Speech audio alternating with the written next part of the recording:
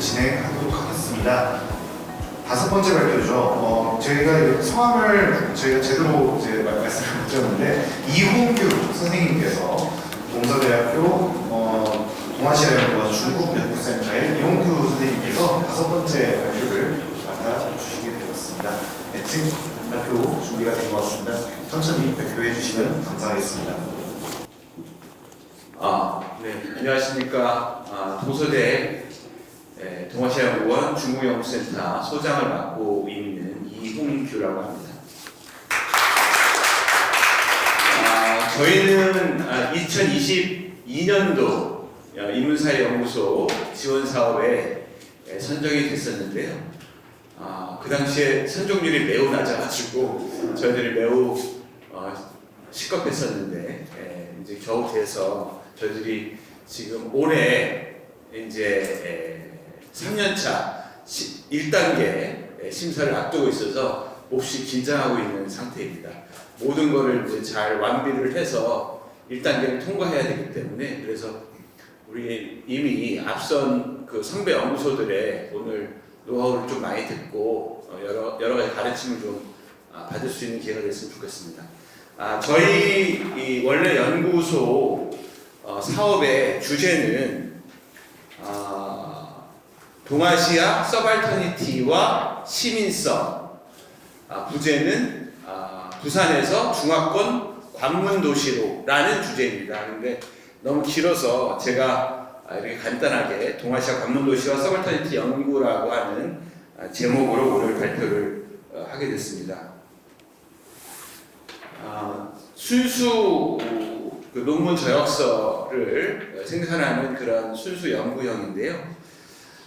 사실은 이제 저희가 이 연구를 진행하게 된 여러 가지 이제 계기들이 좀 있는데요.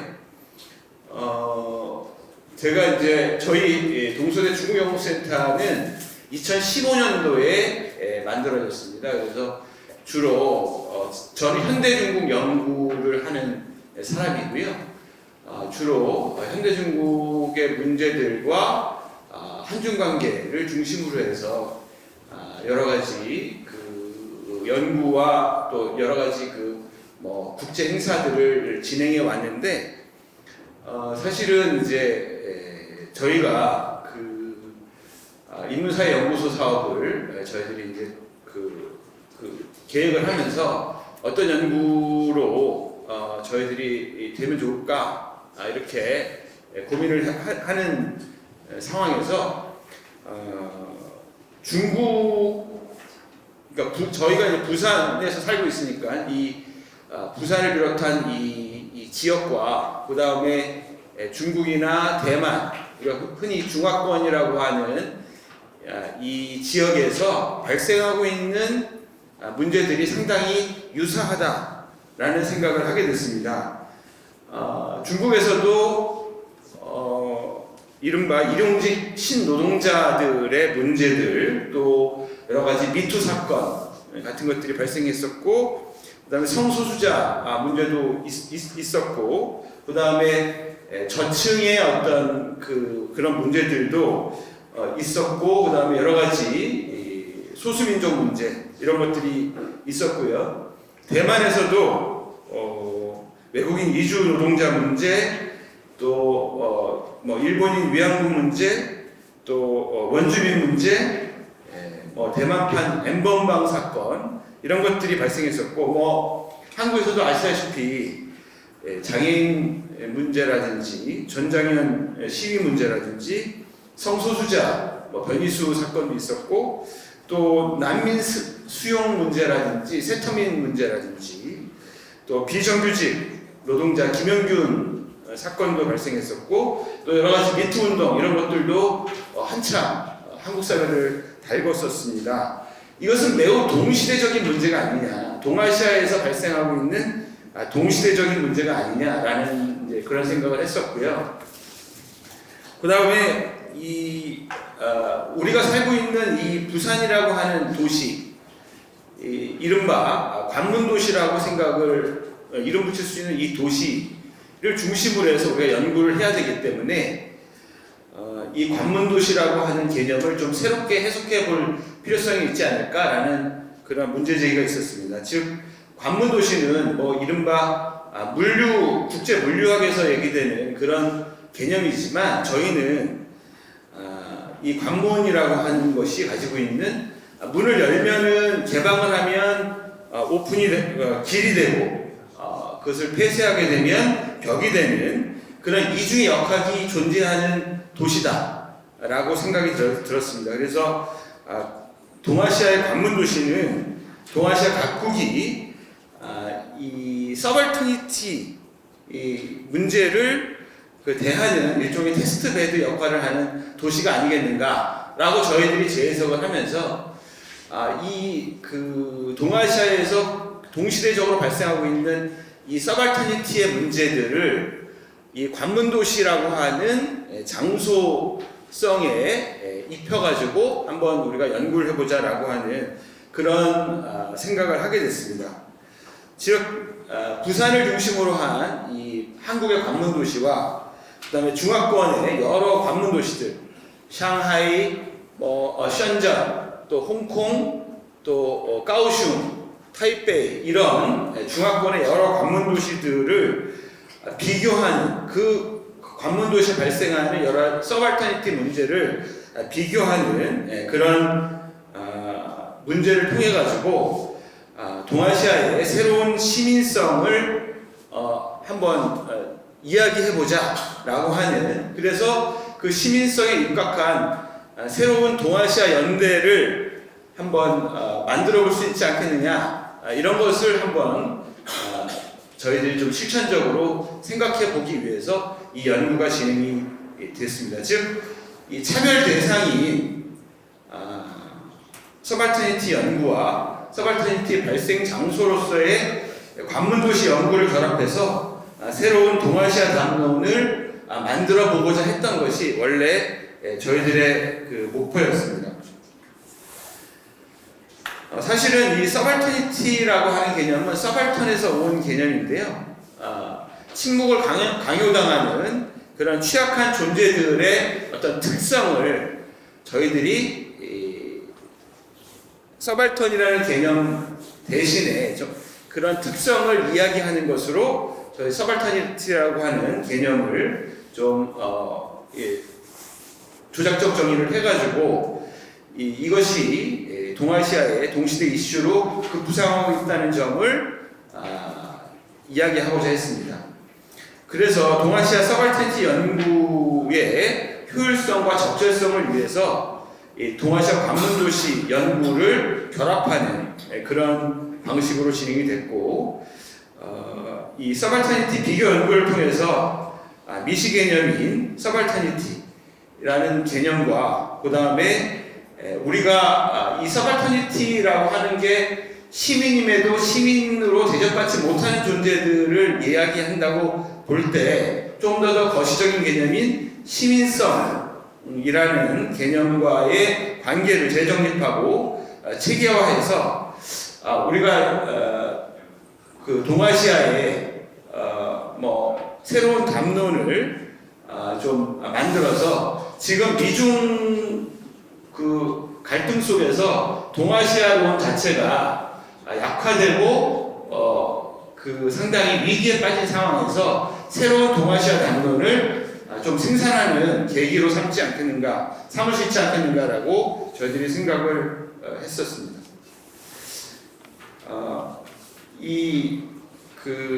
소수자, 타자, 서발턴, 호모사케르, 비체, 무젤만, 목이 없는 자, 크레올성, 이 관련된 여러 개념들을 하나로 저희들이 이제 서벌터니티라고 하는 개념으로 오염원으로 간주되고 배제되며 추방되고 격리되고 부재하며 무의미하며 취약한 그런 존재의 특성을 의미하는 서벌터니티 개념으로 그것을 종합해 봤고요.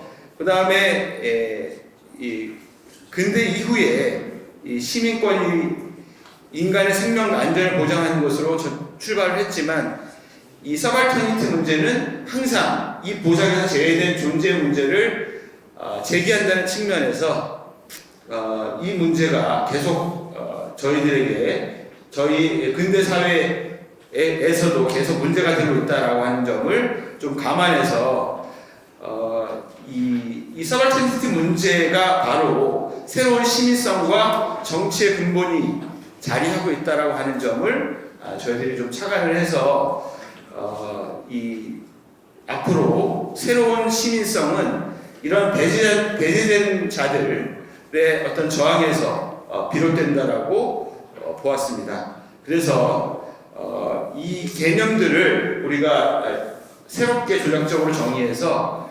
관문도시라는 이 장소성에 기반해서 동아시아 서벌터니티와 시민성이라고 하는 주제를 뽑아냈고, 그 다음에 부산, 그리고 부산과 다른 중화권 관문도시를 비교하는 그런 연구로 저희들이 연구를 만들었습니다.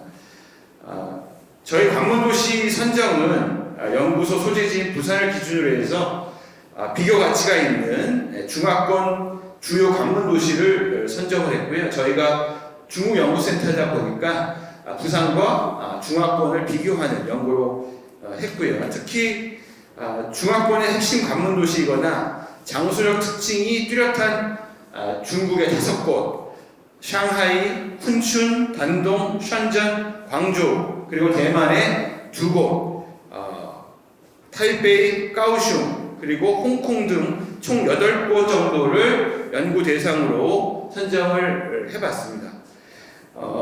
그 다음에 이 한국은 저희들이 한국의 주요 관문도시로 성장해 있는, 저희가 살고 있는 이 부산을 주 연구 대상으로 선정을 해서 이후 필요하다면 부산을 중심으로 뭐 군산 또 다른 서쪽 관문도시와의 연계를 통해서 중화권 관문도시 연구로 확장할 생각을 가지고 있고, 필요한 경우 여타의 중화권 그리고 뭐 일본의 관문도시라든지 이런 연구와 결합할 그런 생각도 가지고 있습니다.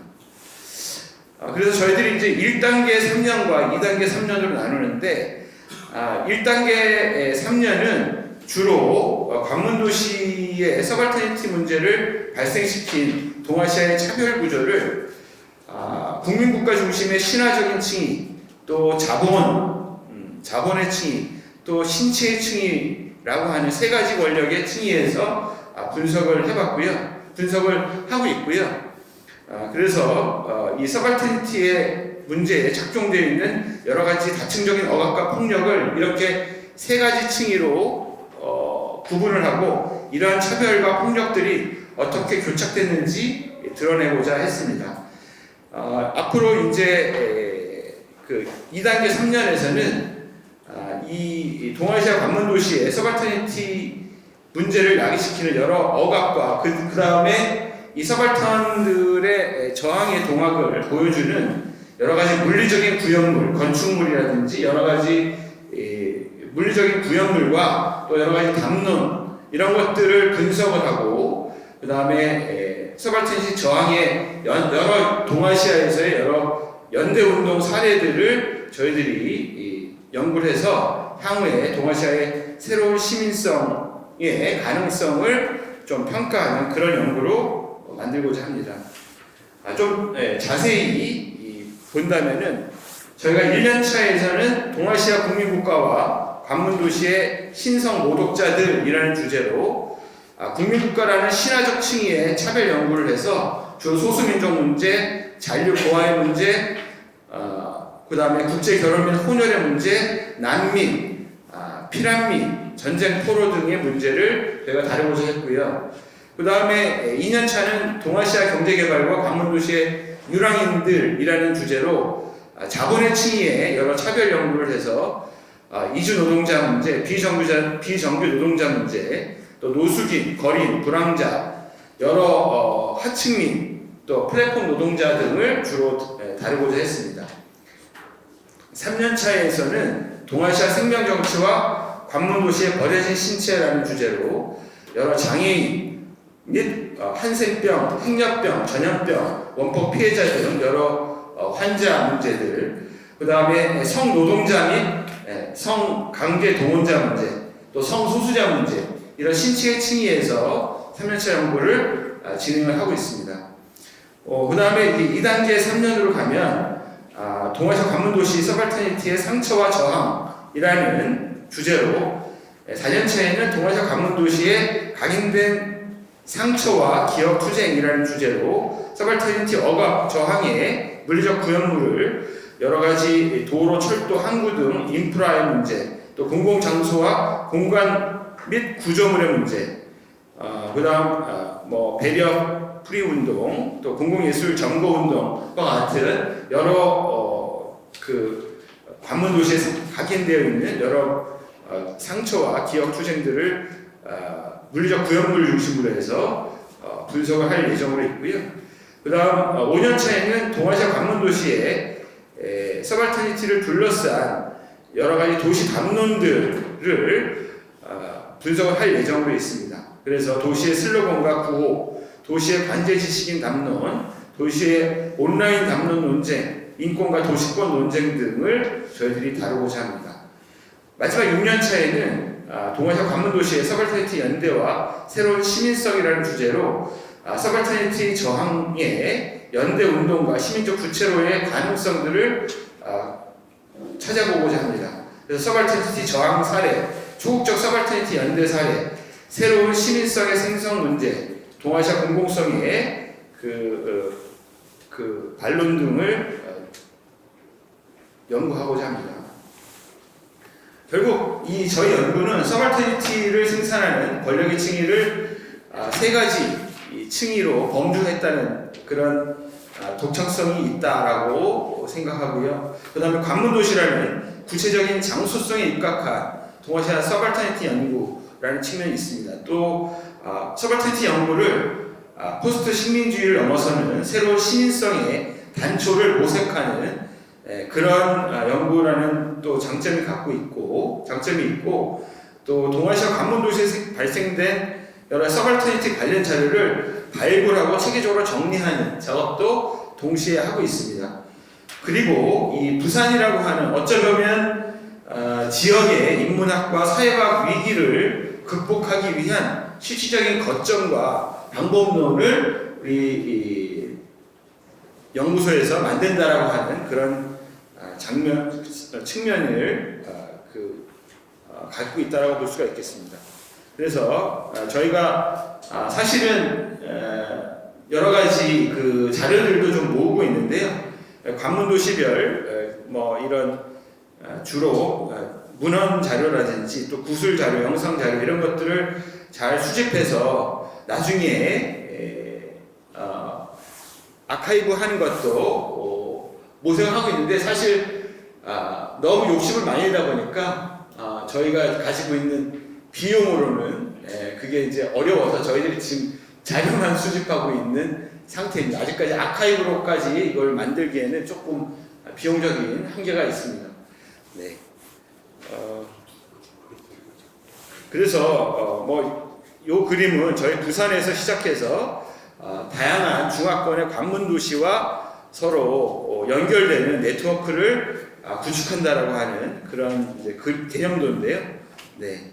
나중에 일본하고 동남아시아의 타 연구소의 연구 성과들을 또 수집하고 종합할 계획을 갖고 있습니다. 그래서 사실은 저희들이 이미 서울에 일본의 서발턴 연구를 하고 있는 한국외대 일본 연구소와 저희들이 또 성균관대 동아시아 역사연구소하고 저희가 MOU를 맺고 이미 국제학술회의 등을 함께 하면서 지금 협력 시스템을 갖추고 있고, 또 얼마 전에는 우리 주로 동남아 관문도시 연구를 하고 있는 우리 부경대학교 그 연구소하고도 우리 백두주 선생님 와 계십니다만은 연구소하고도 앞으로 논의를 좀 진행시킬 예정으로 있습니다. 사실은 이제 제가 이제 이 사업을 저희들이 이제 모색하게 된 좀 배경을 좀 말씀드릴 건데요. 제가 속해 있는 학과는 동서대학교 캠퍼스 아시아 학과라고 하는 학과입니다. 그래서 캠퍼스 아시아 프로그램을 하는 학과인데요.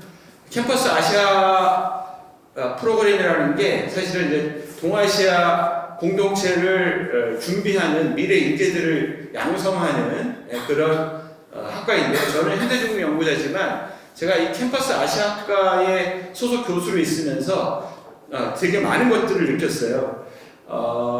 특히 이 아이들이, 저희는 한중일 언어를 같이 배우고 한중일 역사 문화를 같이 배우고 또 상대방 국가들을 2년 동안 유학하면서 이 한중일 학생들이 함께 공부하는 프로그램이거든요. 자세한 거는 나중에 제가 식사 자리에서 말씀드리겠지만, 이 과정을 통해서 이게 국적이 달라도 상관이 없다. 국적이 달라도 우리 동아시아인들은 실제로 이렇게 같이 공부하고 같이 생활하다 보면 동아시아는 앞으로 더욱 하나로 만들어질 수 있다라고 하는 것을 제가 깨닫게 됐습니다. 제가 현대중국 연구자지만 이 동아시아 연구자로 그 이후에 좀 논문을 쓰게 됐는데요. 그러면서 제가 소속된 이 캠퍼스 아시아학과와 이 사업이 서로 연계돼서 진행되면 좋겠다라고 생각이 들었었고, 그래서 지금도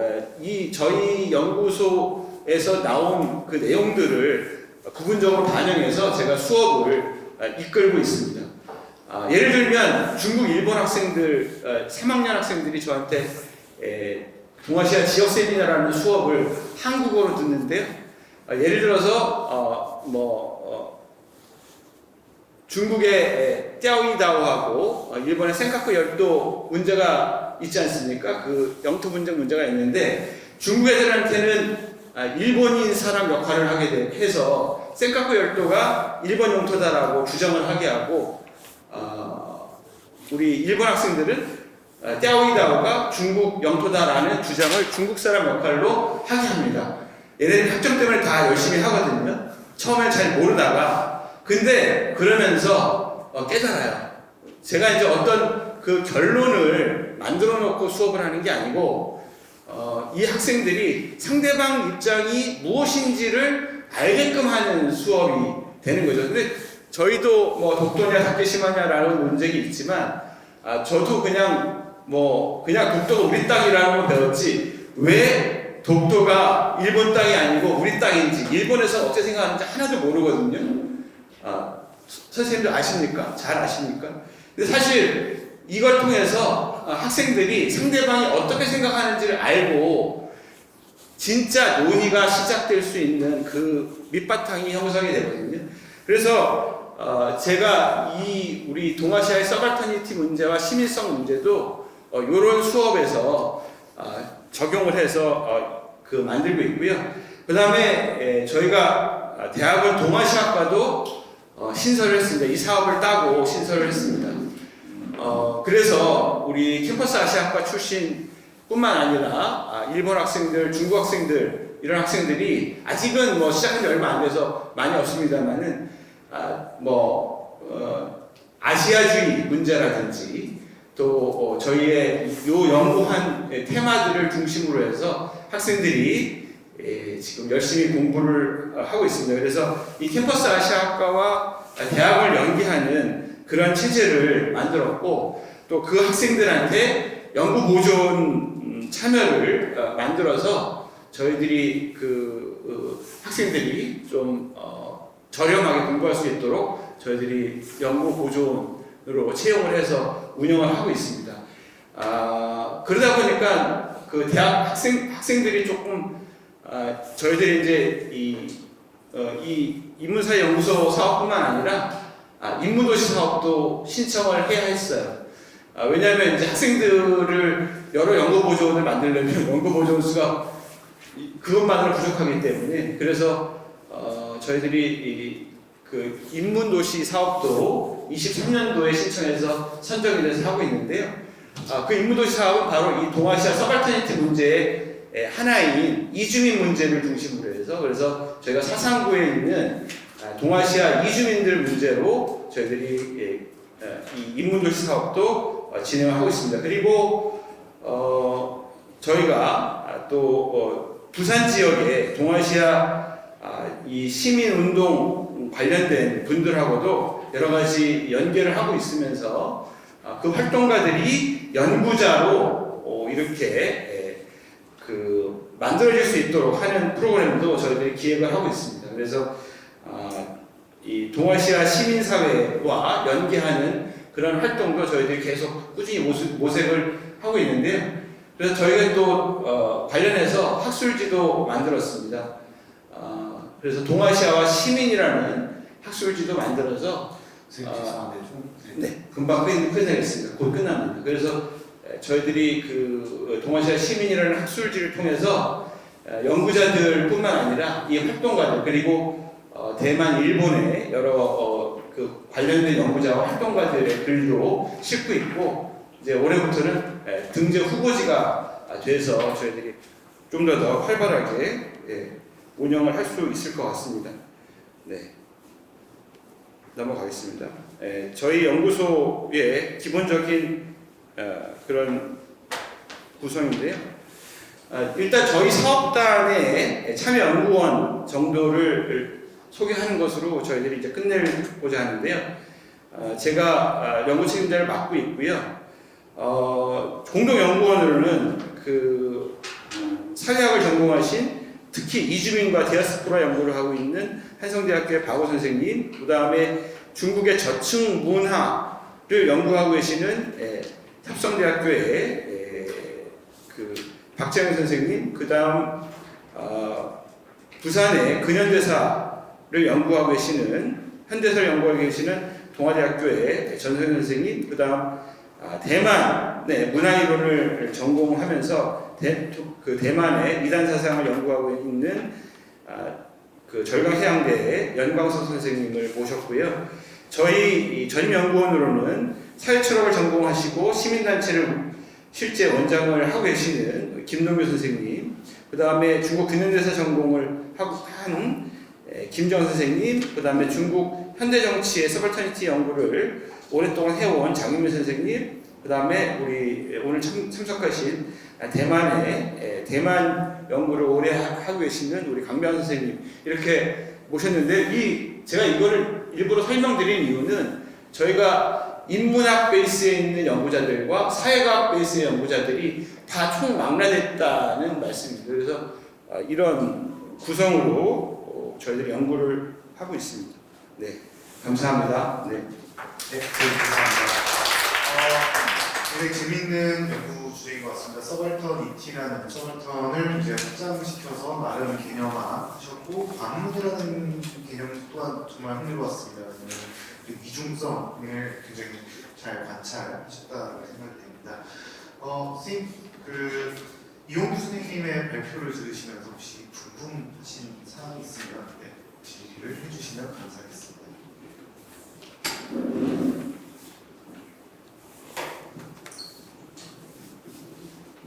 예, 교수님 설명 잘 들었습니다.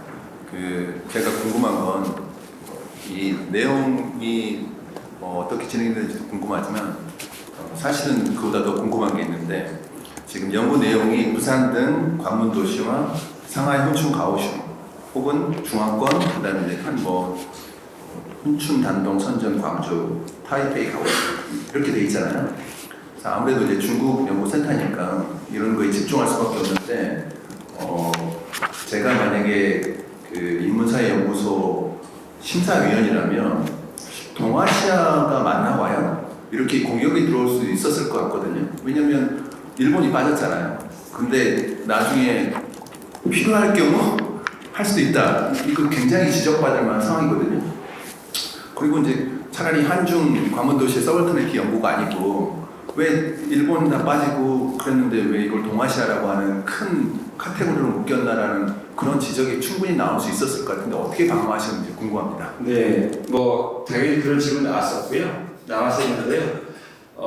왜냐면 우리 인문사회연구소 사업은 그 기존의 다른 연구소에서 하는 선정된 사업을 중복해서 내용이 포함되면 안 되게 되어 있잖아요. 그래서 아까도 말씀드렸지만은 한국에 있는 일본 연구소가 일본의 서발턴 연구를 2019년도에 이미 선정이 돼가지고 하고 있었어요. 그래서 저희가 원래는 저희가 이제 동서대학교에는 일본 연구센터도 유명하거든요. 저희보다 먼저 생겼고, 그래서 원래 일본 연구센터랑 같이 이 동아시아 전체를 연구하는 그런 주제를 생각을 했었는데 그렇게 할 수 없었던 게 이미 한국에 있는 일본 연구소가 일본의 서발탄 연구를 하고 있었기 때문에 그게 이제 저희들이 그걸 일본을 넣게 되면 그게 이제 선정에서 떨어지는 그런 걸 자초하게 되는 셈이 되더라고요. 그래서 저희가 이제 그렇게 대답을 드렸고, 그래서 저희가 한국에 있는 일본 연구소와 실제 협력을 하겠다라고 말씀을 드렸고, 실제 또 지금 한국에 있는 일본 연구소와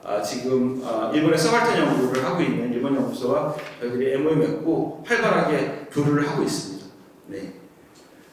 그 거꾸로 제가 사실은 부산대 영화연구소에 아까 질문 드리려다 말았었는데 질문이 아니라 저는 이제 저도 중국 영화 되게 좋아하고요. 현대 중국 영화 되게 좋아하기 때문에 그 부산대 영화연구소에서 그 여러 가지 뭐 심포지움 한다는 소식을 제가 다 전에 듣고 있었거든요. 근데 꼭 가고 싶었는데 항상 일정이 겹쳐가지고 못 가게 됐었어요. 근데 그때 이렇게 보면 대충 그 대부분 동아시아 영화들의 주요한 소재 중에 하나가 바로 동아시아의 서발턴, 그러니까 그런 뭐 여러 소수자들 문제 이런 사람들이 많잖아요. 이런 소재들이 많잖아요. 그래서 나중에는 부산대 영화연구소하고도 꼭 같이 협력하는 그런 방안들을 한번 생각해 봐야 되겠다. 이런 생각을 저희들이 사실 내부적으로 이야기했다는 얘기를 미리 좀 말씀드립니다. 네, 감사합니다. 시간이 저희가 많지가 않아서요. 선생님 발표해 주셔서 정말 네, 감사합니다. 제가 너무 말을 해서 죄송합니다. 감사합니다. 궁금한 사람 저녁 식사 장소에서 네, 감사합니다. 그러면 좀 이따가 이제 청중질의 시간을 다시 한 번 더 드릴 겁니다. 그때 질의를 해주시면 감사하겠습니다. 네, 6번째 발표로 넘어가 보도록 하겠습니다. 부경대 글로벌 지역학 연구소에서 연구 중이신 백주주 선생님께서 5번째 발표를 해주시면 되겠습니다. 이렇게 준비되셨으면 발표 진행해 주시면 감사하겠습니다.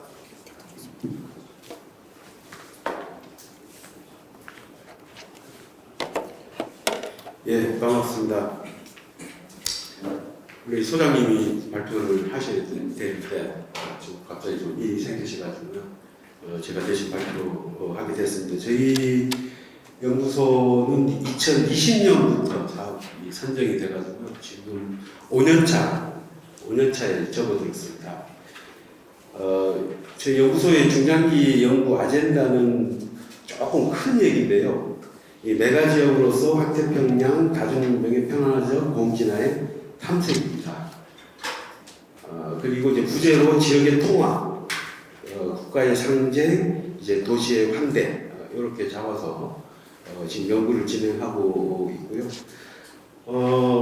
뭐 다 아시겠습니다만 지금 미중간의 전략적 경쟁이 첨예화되면서 저희 연구 핵심 키워드인 이제 과연 평화적 공진화가 가능하냐 이런 질문들이 뭐 저희 연구소 내부에서도 많이 하고 있습니다.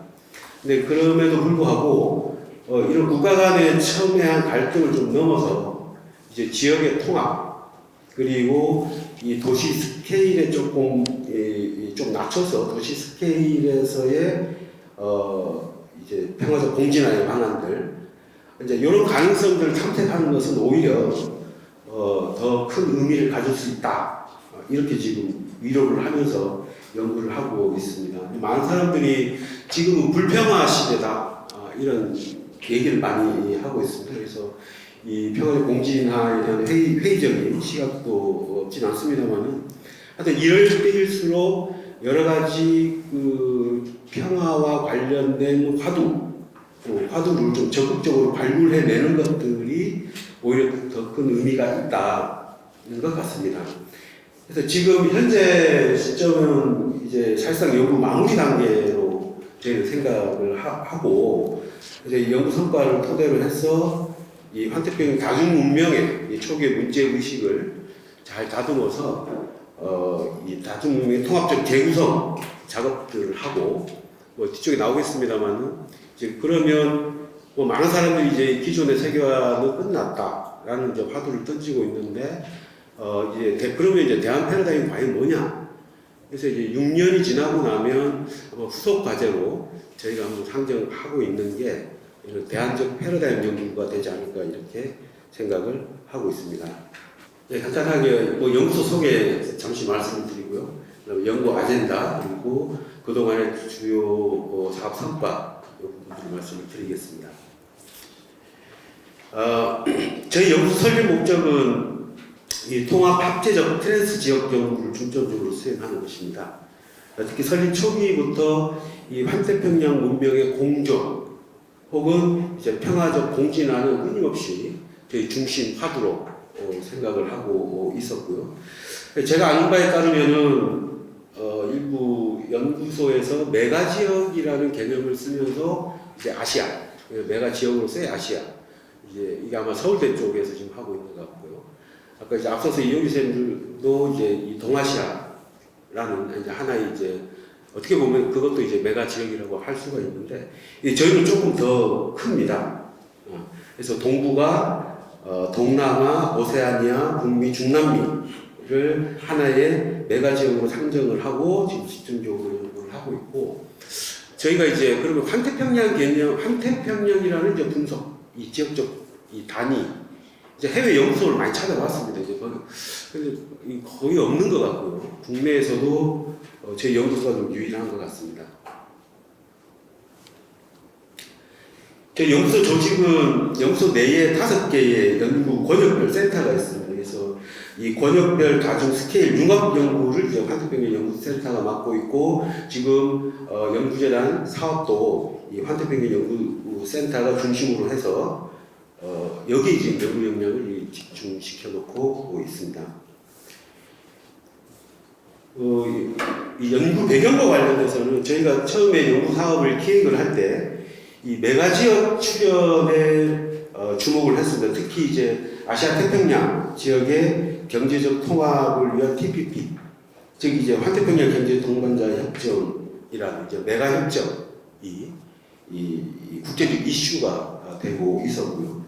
그래서 이 트럼프 정부가 들어서면서 이제 미국이 탈퇴한 상태에서 2018년에 정식 출범을 CPTPP로 전환되면서 정식 출범을 했습니다만은 이 환태평양 국가가 아닌데 지금 영국이 작년에 들어왔습니다. 이쪽으로 들어와 있고 그다음에 중국도 지금 가입을 추진하고 있고 대만도 이 가입을 추진하고 있습니다. 그래서 이제 국제 정치적으로 그리고 경제적으로도 여전히 이 환태평양 지역 통합은 큰 이슈가 되고 있다 이렇게 말씀드릴 수 있을 것 같습니다. 그래서 다른 한편 이제 미중 갈등을 포함한 이제 태평양을 둘러싼 갈등과 위험이 좀 전면화되고 있고 특히 이제 코로나 팬데믹 이후에 이제 글로벌 밸류 체인이 이제 재구조화, 재편되면서 이 환태평양 지역은 지역의 통합의 흐름과 그리고 갈등과 분리의 위험, 요 흐름이 공존하면서 이런 이중적 흐름이 이제 복잡하게 지금 얽혀 있는 상황이고 이 과정에서 조금 과감한 문제의식으로 그러면 이 지역이 평화적 공진화를 할 수 있는 그 논리가 과연 어떤 것일까라는 지금 연구 화두를 던져놓고 있는 상황입니다. 그러니까 저희가 이 연구를 진행하면서 모든 연구진이 항상 견지하고 있는 연구 관점을 한 3가지 정도로 말씀드리겠습니다. 첫 번째는 초민족적, 초국가적 현상과 글로벌 이슈를 지역 연구와 결합시키고 세계적 수준에서의 이제 인적, 물적 가치의 흐름을 주목하는 것입니다. 이제 이 관점은 최근에는 뭐 저 개인적인 지금 연구 주제이기도 합니다만 이제 연결성의 지정학과 좀 연결성이 높습니다. 아주 구체적으로는 지금 글로벌 밸류 체인이 환태평양의 글로벌 밸류 체인이 지금 어떤 방식으로 재편되고 있고 이 동학을 어떻게 해석을 할 것이고 앞으로의 전망을 우리가 어떻게 봐야 되느냐 이제 이런 내용과 연관이 되어 있습니다. 두 번째는 이 다중지역의 상호 교류 연구입니다. 부분입니다. 그래서 저희의 연구 관점은 이제 역사적으로도 다중 문명의 교차로로서의 태평양이라는 인식을 견지하고 이 지역의 이 문명의 비교 연계 횡단에 초점을 맞춰서 학술적인 노력을 진행하고 있습니다. 마지막으로는 이제 갈등과 위협, 문명 충돌을 넘어서 평화적 공진화의 가능성을 적극적으로 그리고 의식적으로 지금 모색하고 있는 중입니다.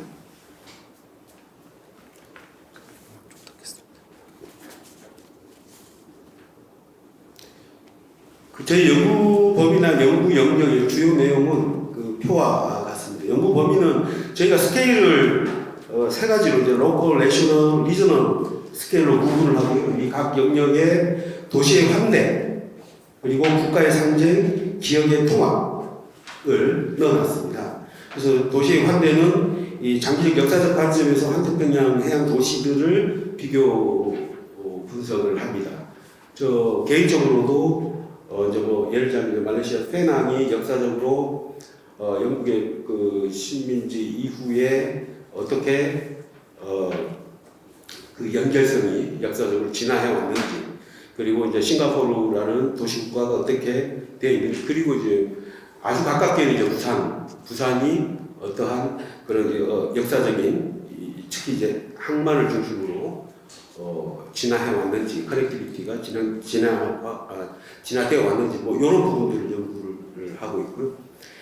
두 번째는 국가의 상징은 주로 포커스를 정치학하시는 선생님들 중심으로 해서 미중 간의 전략적 경쟁을 비롯해서 국가 단위의 정치 경제를 비교 연계 분석을 하고 있고요. 마지막으로 한태평양 지역 내부의 지역 통합 흐름을 추적하는 작업을 하고 있습니다. 이런 연구를 위해서 정치학, 사회학, 지리학, 역사학, 국제관계학, 그래서 학제적 국가 통합 연구를 진행을 하고 있고요. 방법론을 아까 앞서 말씀드린 대로 비교, 연계, 횡단 연구의 방법론을 채택해서 연구를 진행하고 있습니다. 단계별 아젠다와 관련돼서는 1단계는 이미 종료가 이제 마무리가 됐기 때문에 1단계 때는 한태평양 다중문명의 어제와 오늘이라는 주제로 추진을 했습니다. 1년차 때는 그때는 뭐 코로나가 이제 완전히 뭐 모든 다 삼키고 있었기 때문에 저희도 이제 팬데믹 위기를 통해서 본 이 한태평양 메가 지역의 현 주소, 그래서 여러 가지 이 현실 진단을 중심으로 했고, 2년차 때는 이제 대서양에서 태평양, 대항해 시대에서 냉전까지 이 전환 과정을 좀 추적을 했고요. 3년차 때는 한태평양 메가 지역 형성과 다중 스케일의 비교 횡단 연계의 관점에서 다양한 세부 주제를 수행을 했습니다. 2단계의 주제는 이제 문명의 공진화와 메가 지역 한태평양의 지속 가능한 미래와 관련된 것입니다. 1년차 때는 한태평양의 복합 다중 위기와 분리 위험 양상에 초점을 맞춰서 연구를 수행을 했고요. 현재 2년차 때부터는 주로 도시의 쪽으로 포커스를 맞추고 있습니다. 그래서 호의 환대로서의 태평양, 그리고 이 문명의 공진화의 유형들, 이런 것들 좀 권역별로 지금 카테고리화하는 작업을 진행하고 있고요. 앞서 말씀드린 대로 저희가 주목하고 있는 연구 대상은 이제 역사적으로 호야와 한대의 공간적 단위로서의 역할을 해온 이 해양도시 문화에 주로 포커스를 맞추고 있습니다. 그래서 올해 9월부터는 이제 마지막 이제 마무리 단계인데요. 지속 가능성과 관련된 내용입니다. 그래서 지금 글로벌 복합 위기가 심화되고 있는 조건 속에서 쉽지 않은 연구 주제이긴 합니다만은 하여튼 기존 연구 성과를 지금 종합해서 한태평양 지역의 지속 가능한 조건들을 우리가 좀 발견을 하고 이 평화적 공진화를 위한 학술적 담론을 제안하는 걸로 이 사업을 마무리하고자 생각하고 있습니다. 단계별 추진 계획은 아까 말씀드린 대로 1단계 때는 기반 확립을 하고 2단계 때는 심화 연구를 하고 이제 6년이 마치고 나면 이제 대안 연구를 좀 과감하게 다시 한번 도전을 해보자 이런 기획을 하고 있습니다. 저희 연구 사업 성과는 뭐 간략하게 말씀 한 7가지의 사업 카테고리로 말씀을 드리겠습니다. 첫 번째는 저희가 매년 1, 2회 정도 TPIC라고 해서 이제 환태평양 국제 학술 대회를 하고 있습니다. 그래서 매년 참가국이 계속 늘어나고 이제 올해 6월에 하는데 지금 이 참가 수가 많아가지고 지금 좀 고민이긴 한데 혹시나 오늘 참석하신 분들이 중에 이제 관심 있으신 분들은 지금 마감이 됐습니다만 신청을 해주시면 특별하게 저희가 잘 모실 수 있도록 하겠습니다. 물론 동서대를 포함합니다. 동서대는 의무 참석입니다. 그리고 지금까지 한 7회 정도, 사업 기간 내에 7회 정도 했고요. 발표 논문이 한 208편 정도의 논문이 발표가 됐습니다. 그래서 이 연구 성과들이 이제 학술지로 넘어오게 됩니다. 그래서 태평양과 관련된 그 주요 학술대회에서 발표된 주요 논문들은 저게 이제 등기 학술지를 갖고 있기 때문에 이제 영어 예전에는 영어만 했었습니다만은 총 4회를 하는데요. 2회는 영문판이고 2회는 국문판입니다. 그래서 사업 기간 내에 총 14회를 발간했고요. 160편의 논문, 한 100여 편의 영어 논문과 그 다음에 한 60여 편의 이제 국문 논문이 있습니다. 그래서 이 역시 오늘 참석하신 여러분들이 투고를 해주시면 특별하게 잘 보실 수 있도록 그렇게 하겠습니다. 언제든지 환영합니다. 투고하실 때는 밑에 오늘 선거 학산대회 참여하신 분이라고 꼭 적어주시면 되겠습니다. 세 번째는 이제 1년에 한 2, 3회 정도 트랜스퍼스픽 다이얼로그라는 제목으로 콜로키움을 하고 있습니다.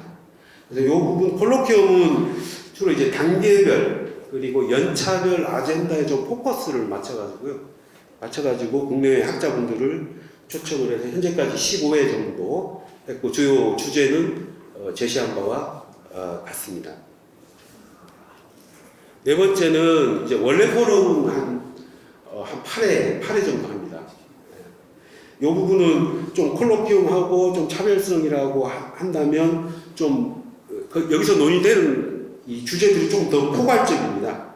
포괄적이고 현재까지 한 34회를 개최를 했는데요. 여기에서 굉장히 다양한 의제들을 발굴할 수가 있었습니다.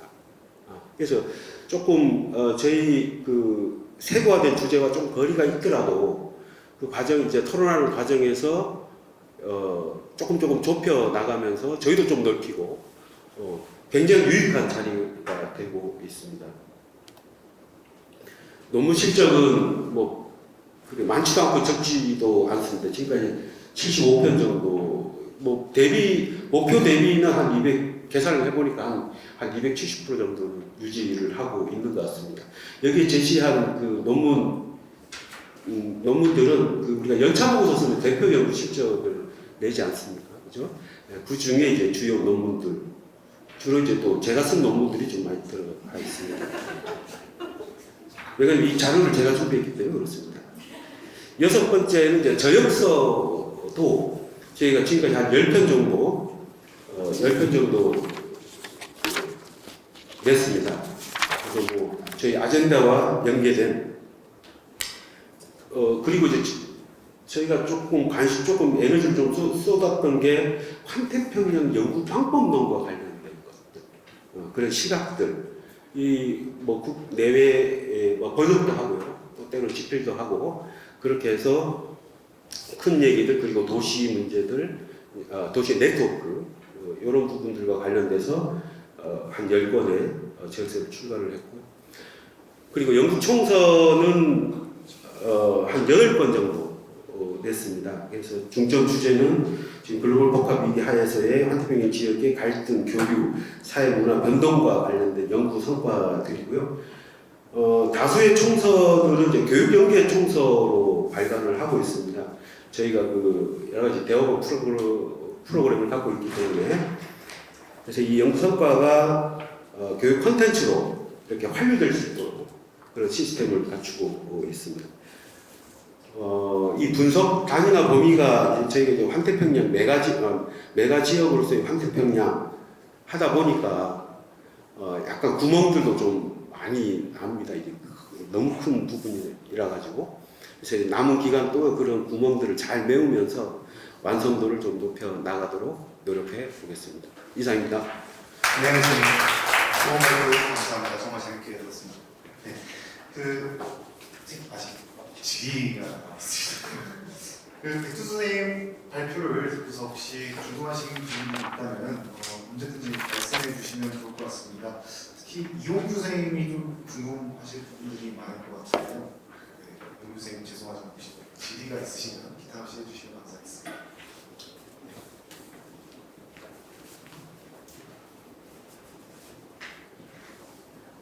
네, 어떻게 사회자님이 저 눈빛을 보셨는지, 네, 진짜로 질문을 드리고 싶었는데, 내용적인 부분은 사실은 백수주 우리 선생님하고 저희가 저희 연구소하고 이렇게 교류가 있을 거니까 그 내용적인 부분은 좀 제외하고 현실적인 문제를 좀 여쭤보고 싶은데요.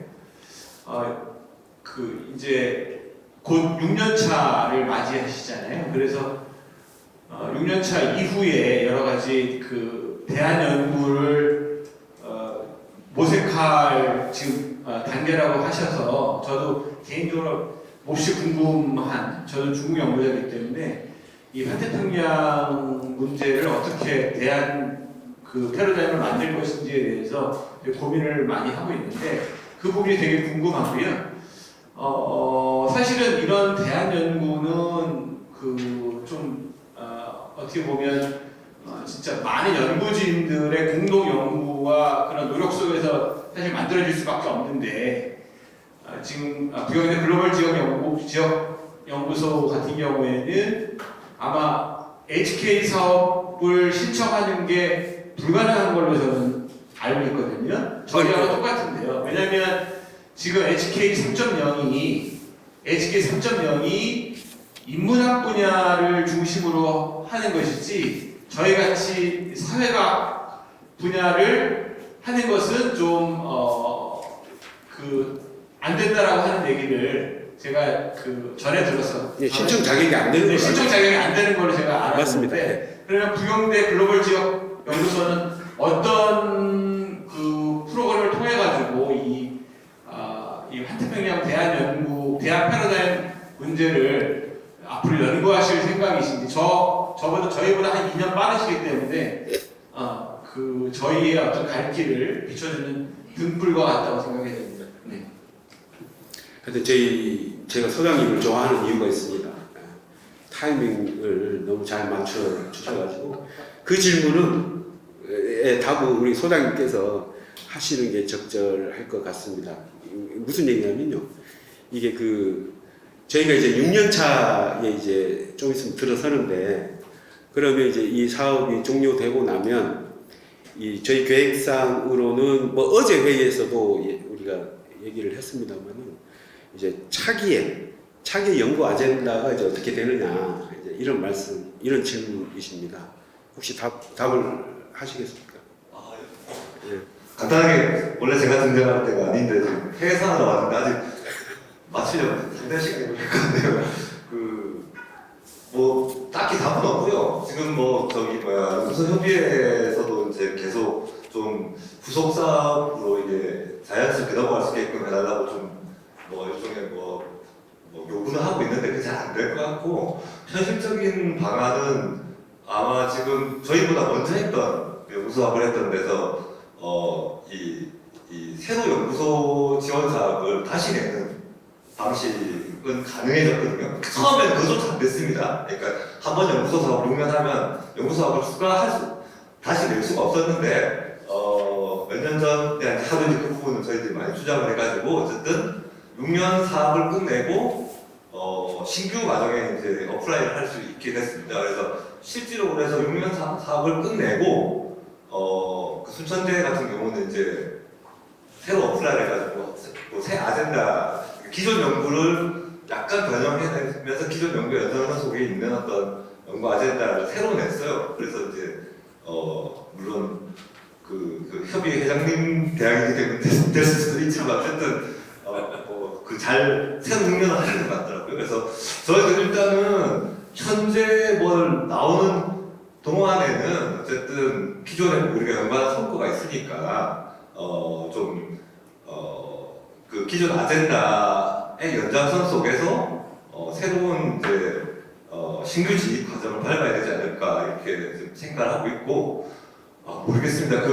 어쨌든 6년 연구소 지원 사업을 받아서 신규 그 신청을 했을 때 아무래도 기존에 연구 성과가 있을 경우에는 좀 약간 경쟁력이 있지 않을까라는 뭐 그런 얘기들도 있는데 뭐 실제 상황은 어떻게 될지 모르겠습니다. 그래서 저희들이 이제 아마 올해쯤 되면은 이제 지금 계속 그 다음 이제 어떻게 보면은 대안 연구라고 할 걸 향해서 좀 아젠다를 잡아가고 있는 중인데 사실은 저희들이 이제 처음에 이걸 시작할 때는 트랜스퍼시픽 그 파트너십 같은 게 만들어지고 이제 한태평양의 자유무역지수가 만들어지고 잘 될 분위기였는데 어쨌든 뭐 그 직후부터 뭐 코로나 터지고 그다음에 미중 전략적인 경쟁 벌어지면서 완전히 저희들이 예상했던 것 좀 다른 이제 갈등이 훨씬 심한 형태로 진행되고 있기 때문에 저희들이 이제 이거에 맞는 어쨌든 어떤 아젠다를 잡아서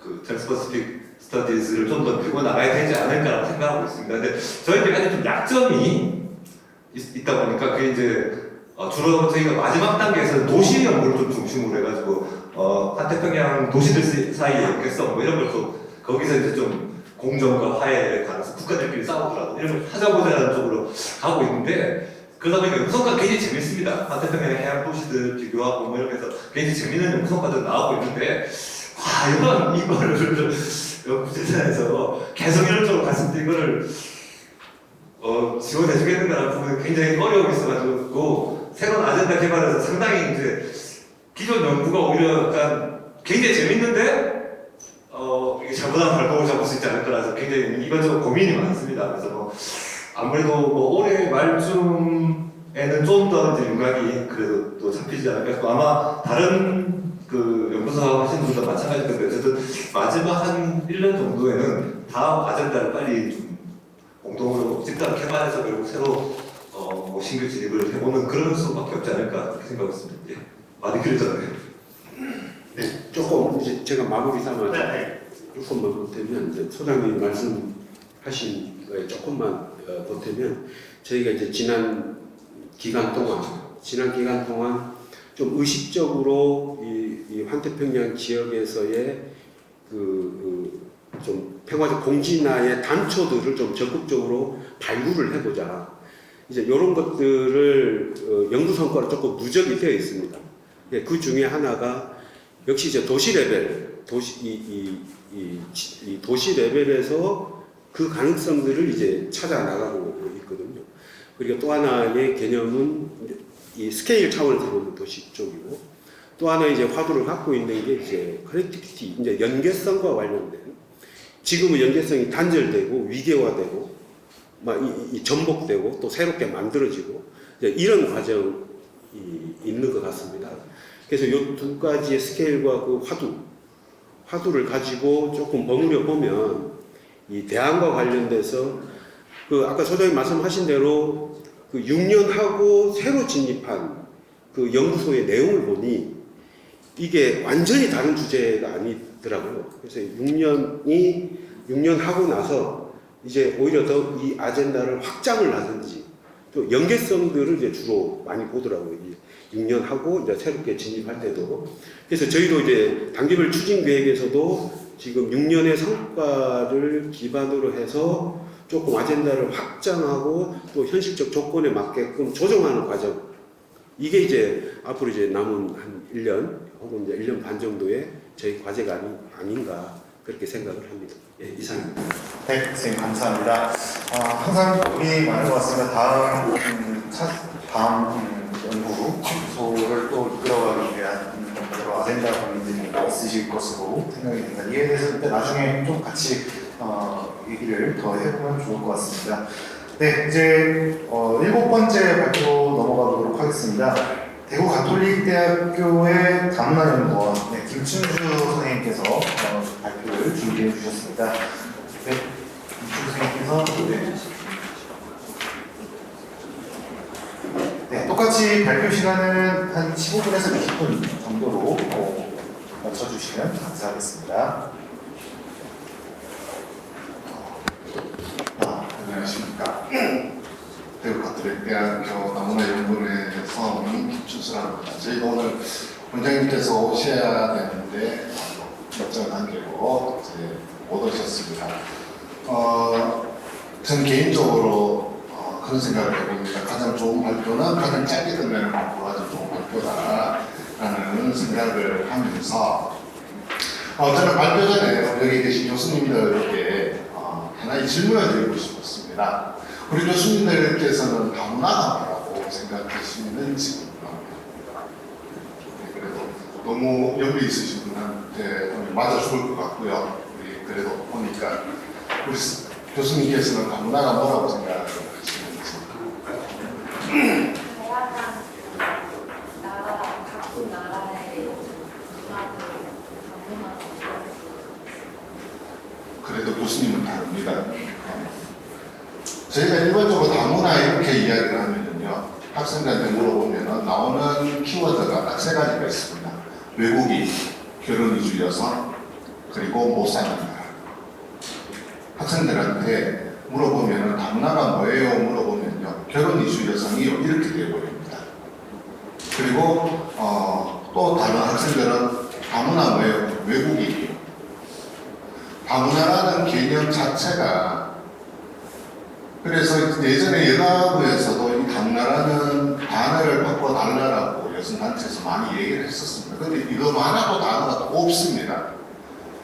처음부터 이 다문화라는 말 자체가 부정적인 입지로 포착되어 있어서 학생들은 다문화 그러면 결혼 이주 여성, 외국인 노동자, 돈 벌러 온 사람, 뭐 매매업자, 결혼 여성 이렇게 되어버리는 겁니다. 그래서 저희가 이 부분에 대해서 이 부분에 대해서 조금 더 고민을 했었고요. 저희는 저희 다문화 연구원은 지난 2009년에 처음에 설립이 되어서 대학 축전 연구소로 9년 사업을 했고요. 다문화라는 키워드를 잡고 지난 2019년부터 올해 8월까지 이제 문사연구소로 해서 이제 또 다문화라는 키워드를 잡고 이렇게 저는 거의 15년을 지금 하고 있습니다. 그래서 저희가 대학 중점 때는 이제 크게 보면은 연구로 갔었고요.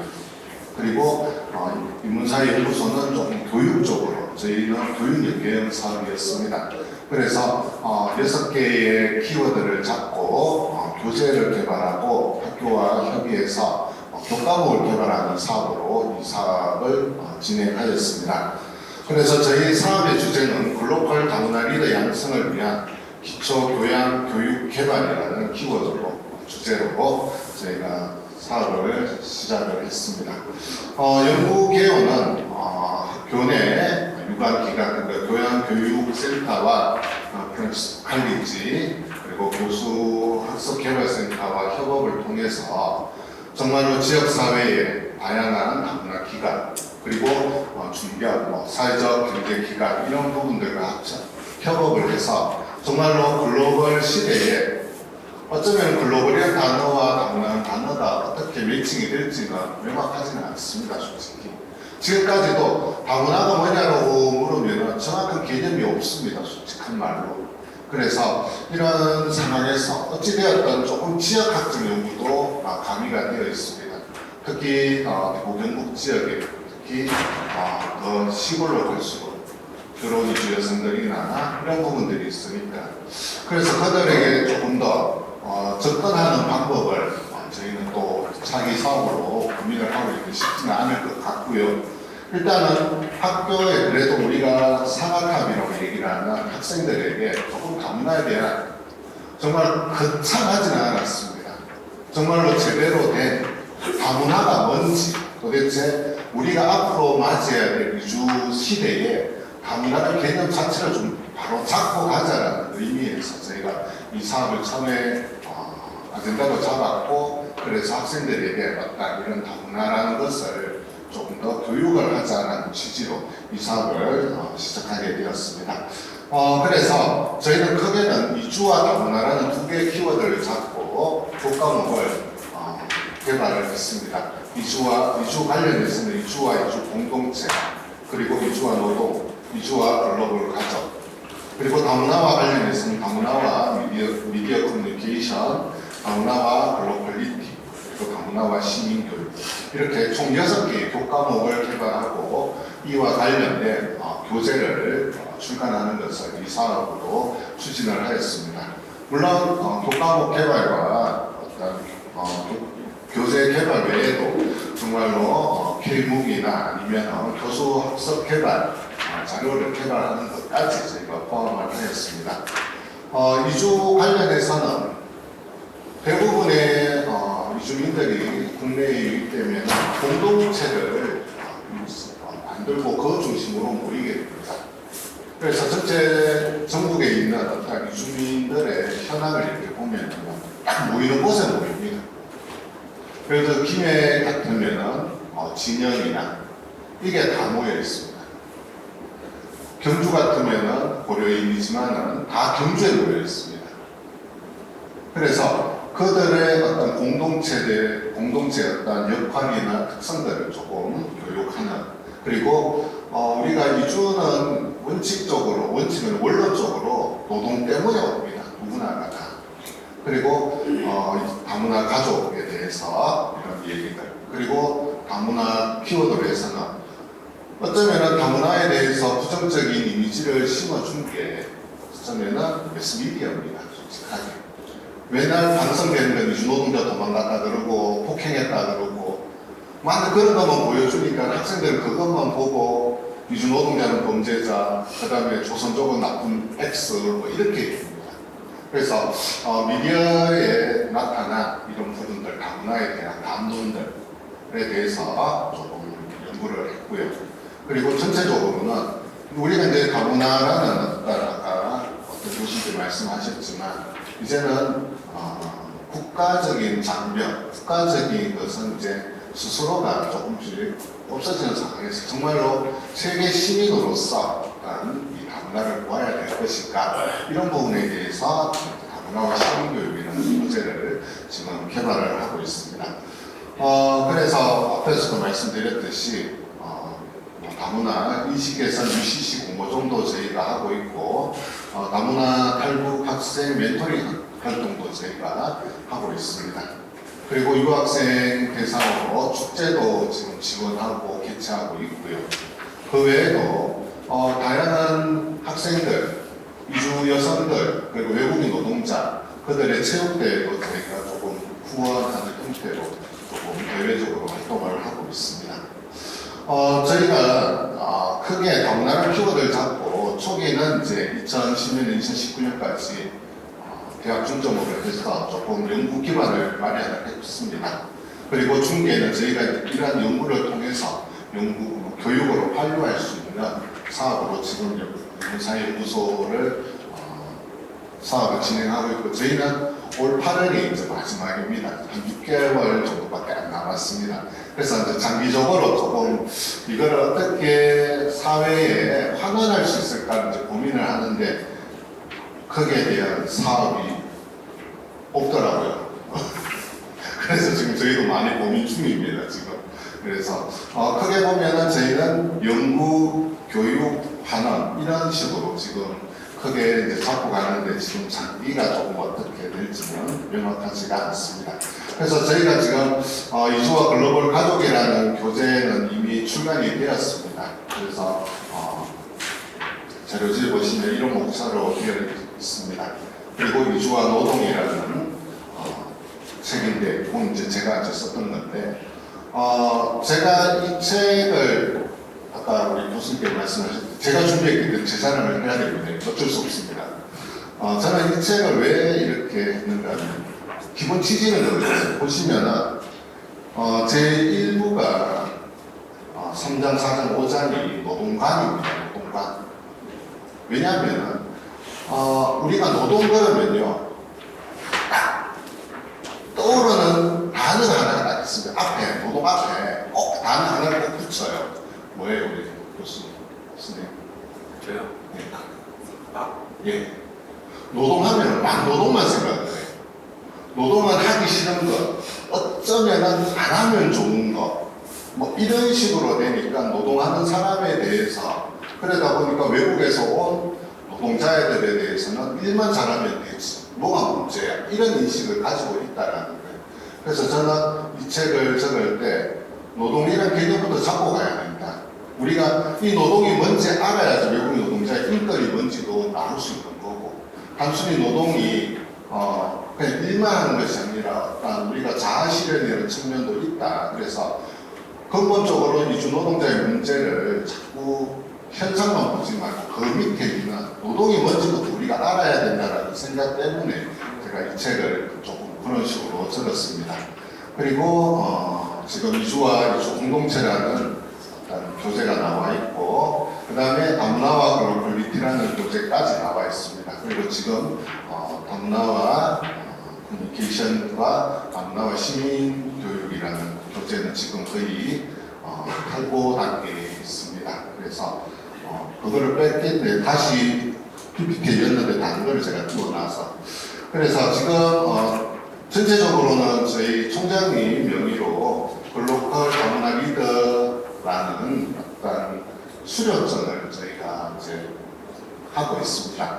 이 6개의 교과목을 다 이수하면, 다 들으면 총장님 명의로 민간 자격증으로 다문화 리더라는 그런 자격증을 주려고 하는데 없어요.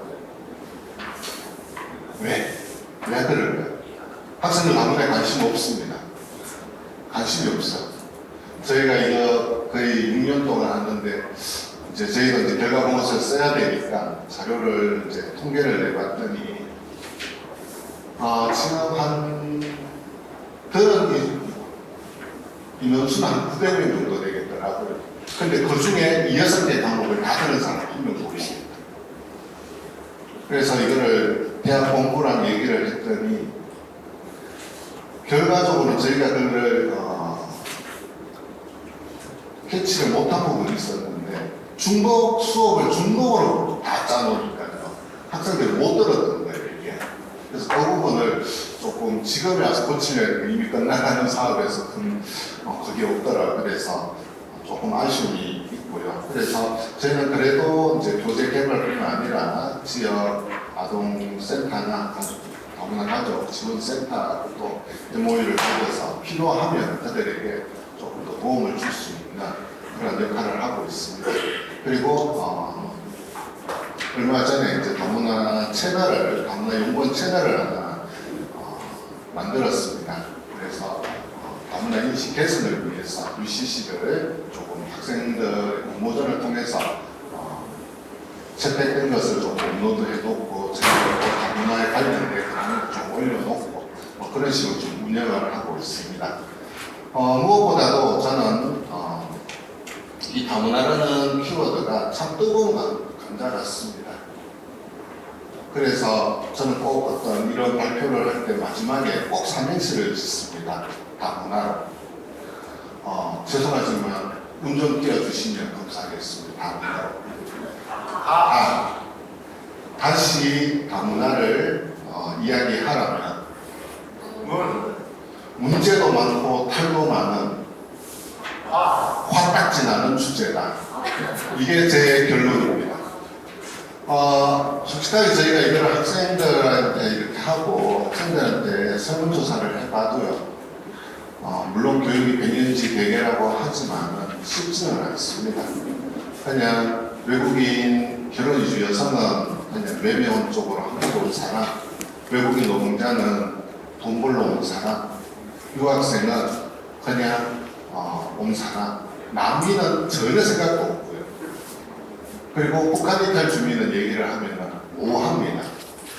다문화를 북한 이탈 주민을 다문화로 봐야 될지 아니면 그냥 조금 뭐 경상도와 전라도, 충청도 이런처럼 조금 문화적 차이가 있는 걸로 봐야 될지, 우리가 일반적으로 IOM에서 나오는 규정에 보면은 국경을 넘어서 90일 이상 이제 체류하는 사람을 어떤 거주하는 사람을 다문화로 이제 이야기를 한다라고 이주라고 얘기를 하지만은 그럼 북한 이탈 주민은 어떻게 봐야 될까? 그래서 북한을 하나의 체제로 보는 입장에서는 다문화로 봐야 된다는 거고, 근데 북한을 하나의 민족이나 이런 부분에서 본다면 다문화가 아닐 수도 있는 겁니다. 우리가 그냥 원론적으로 얘기를 한다면. 그래서 그런 부분에서, 그래서 저희 사업에서는 북한 이탈 주민은 조금 배제가 될 것도 사실입니다. 미리 말씀을 드립니다. 왜냐하면 또 질문을 하실 거예요. 북한 이탈 주민을 왜 빼냐고 하실 거예요. 그래서 이미 먼저 말씀을 드립니다. 그래서 오늘 이렇게 하고요. 저희 이제 아까 말씀드렸듯이 연구, 교육, 성과학사, 그래서 궁극적으로는 정말로 지금 농촌 지역에는요, 이주민 없으면은 안 돌아갑니다. 농촌 지역에 안 들어갑니다. 그런데도 여전히 다문화는 이주민은 그냥 나와 다른 사람 이렇게 돼요. 시간이 좀 길어서 아까 우리 두 분 교수님께서 e스포츠나 또 영화 논문 투고를 하면은 이렇게 리제시를 좀 많이 받는다 그랬어요. 제가 며칠 전에 논문 투고를 하나 했더니 외국인 노동자들에게 이동의 자유가 조금 보장되어야 된다라고 논문을 냈더니 결론을 심사서가 왔습니다. 내국인과 외국인을 구분 못하는 사람 같다. 외국인 노동자는 일만 잘하면 되지 왜 이동을 자유를 주냐고 해서 규제 불가도 내려버렸어요. 그래서 다문화로 이렇게 키워드로 논문을 내면요, 한 5편 내면 한 3편은 이제 나갑니다. 왜냐하면은 국가주의나 민족주의 이런 관념들이 아직은 너무 커서요. 특히 조금 더 건설적이고 조금 더 혁신적인 이런 얘기가 다 이제 나옵니다. 그 현실에 맞느냐. 그래서 아까 우리 교수님과 논문도 많은데 저희 연구에 논문이 없어요. 보면 거의 없어요. 맨날 냈대요. 그럼 어떻게 됐으면 물으면 기재 불가 나왔는데, 그래서 또 누구한테 물어보면 며칠 전에 저를 비롯해서 3분이 논문을 냈는데요, 다 기재 불가 나왔어요. 이유는 다 민족, 우리 국민을 먼저 생각해야지 왜 외국인 노동자를 먼저 생각하느냐. 지금 국가가 이런 상황에서 외국인 노동자들은 와서 문제안을 일으키고 일 잘하고 나중에 내보내면 끝이다. 이런 논리를 해서 다 온 거예요. 그래서 제가 다문화 생각하면 화가 나는 이유가 그겁니다. 아무튼 이런 얘기 들어주셔서 감사합니다. 여기까지 말씀하시도록 하겠습니다. 네, 감사합니다. 굉장히 중요한 말씀을 해주신 것 같습니다. 오늘 소발턴도 마찬가지이고, 굉장히 소수자 혹은 저희 타의 문제들, 본질적인 인식에 대한 문제를 말씀해 주신 것 같아서 굉장히 흥미롭게 잘 들었습니다.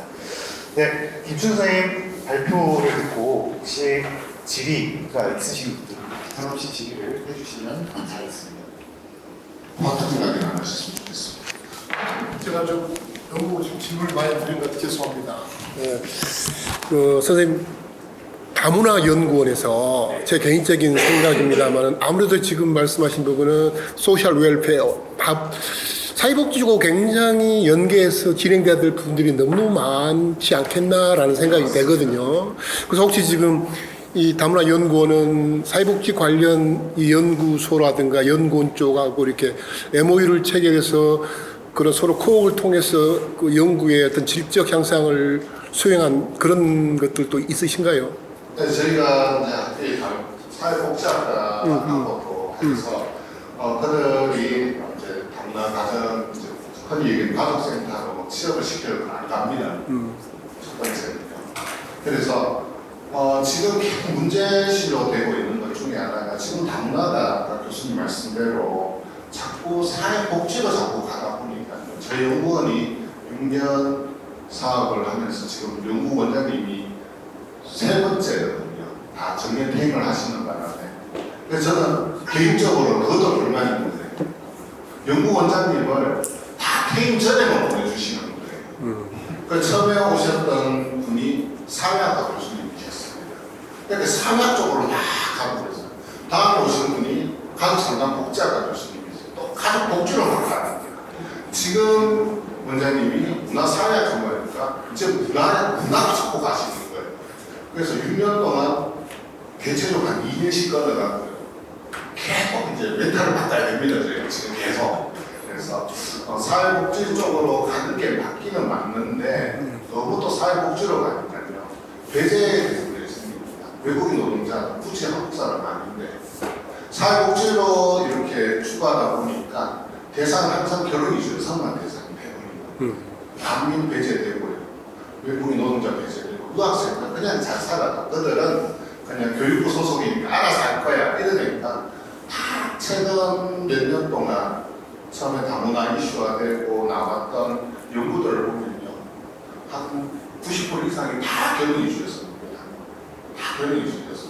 그들에게 어떻게 복지를 해줘야 되는지 어떻게 케어해야 되는지 이 부분만 있는데 근데 현실적으로 결혼 이슈 여성들을 만나 보면요 정말 싫어합니다. 우리가 거지가 이럽니다. 그래서 좀 많이 일해주시면 저는 이제 다문화 결혼 이슈 여성들을 만나 보면요 극과 극입니다. 정말로 잘 사는 사람도 많고 어떤 데는 자괴감이 듭니다. 와 나보다 더 잘 살아. 한날 가니까 샤인머스켓 농장을 하신다고 갔어요. 결혼 이슈 여성인데 그래서 이런저런 얘기하다가 참 조심스러운 얘기인데 혹시 연봉이 어떻게 되십니까? 그러니까 많이 못 봅니다. 그래요. 저희가 가지고 있는 결혼 이슈에서도 다 못 산다고 생각하시잖아요. 얼마 정도 되시니까 그러니까 많이 못 봅니다. 그러니까 얼마 정도 되시는데요. 그러니까 원료비, 재료비, 그러니까 약가, 필요값 다 빼고 1년에 한 1억 2천밖에 못 봅니다. 그러더라고요. 나는 뭐 하고 있지? 라는 생각도 좀 들었고요. 근데 그 사람들은 그나마 잘 지내는 사람들입니다. 근데 저희가 만날 수 없어요. 솔직하게. 이 결혼식을 만났으면 인터뷰를 하면 그 다음날 난리가 납니다. 남편들이. 왜 만났냐? 왜 만났냐? 왜 만났냐? 이래가지고 연락 오고 난리가 아닙니다. 그래서 다문화를 정말 우리가 만날 수 있는 사람은 나름대로 잘 사는 사람들이에요. 괜찮은 사람들이에요. 근데 그들에 대한 연구는 크게 필요가 없습니다. 솔직하게. 정말 필요한 거는 정말로 우리가 흔히 얘기하는 사각지대에 있는 분들에 대한 연구가 필요합니다. 만날 수가 없어요. 남편들이 다 막아버립니다. 시어머니들이 다 막아버립니다. 그래서 그런 한계점은 조금 있습니다. 저희가. 선생님 혹시 그 아까 책 쓰신 거를 저는 굉장히 좀 읽을 거리가 많을 것 같은데 책이 다 이제 비매품인가 아니면 이렇게 판매를 하고 있습니다. 판매를 하고 있습니다. 요청 드리면 보내드리겠습니다. 제가 좀 책을 좀 보고 싶어서 다 계실 때 제가 여쭤보려고요. 판매를 하고 있습니다. 제일 좋아하는 게 책 나오고 알라딘에도 있고 예스 24도 있고 요아대 책 나왔다 이런 기분이 한동안 좋았습니다. 네, 얘기를 들어보니까 지난달에 저희가 전라권 네트워크를 하면서 조선대 언어융합연구소에서 수어 연구 교육을 하시더라고요. 그리고 이제 교육연계형으로 이제 연구를 하시는데 굉장히 좀 흥미롭고 맞닿는 부분들이 많아 보입니다. 같은 고민들을 하고 계시거든요. 맞습니다. 네. 가끔 연락합니다. 그러시군요. 네, 그러면 지금 시간이 다 돼서 좀 죄송하지만 또 공동 질의하실 때 질의를 해주시면 감사하겠습니다. 네, 오늘 마지막 발표입니다. 동아대 학교 역사인문이미지연구소에서 신동규 교수님께서 발표를 해주시겠습니다. 교대 신동규입니다. 일제강점기 인터넷이 접속돼 있죠? 하시면 되고, 네.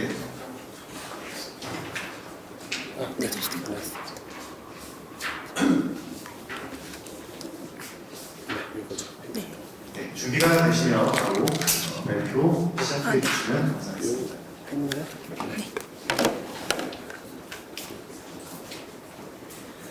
네, 안녕하세요. 저는 동아대학교 역사인문 이미지 연구소에서 소장을 맡고 있는 신동규라고 합니다. 저희 연구소가 보니까 오늘 8개 연구소가 발표를 해 주셨는데 저까지 8개인데요. 보니까 저희 연구소는 작년에 인문사회 연구소 지원 사업 9월 달에 선정이 돼서 제일 막내인 것 같습니다. 7개 연구소에서 발표해 주신 내용을 듣고 참 많은 공부가 돼서 좋은 기회를 고려대학교에서 만들어 주셔가지고 공부를 많이 하게 되는구나라고 느꼈습니다.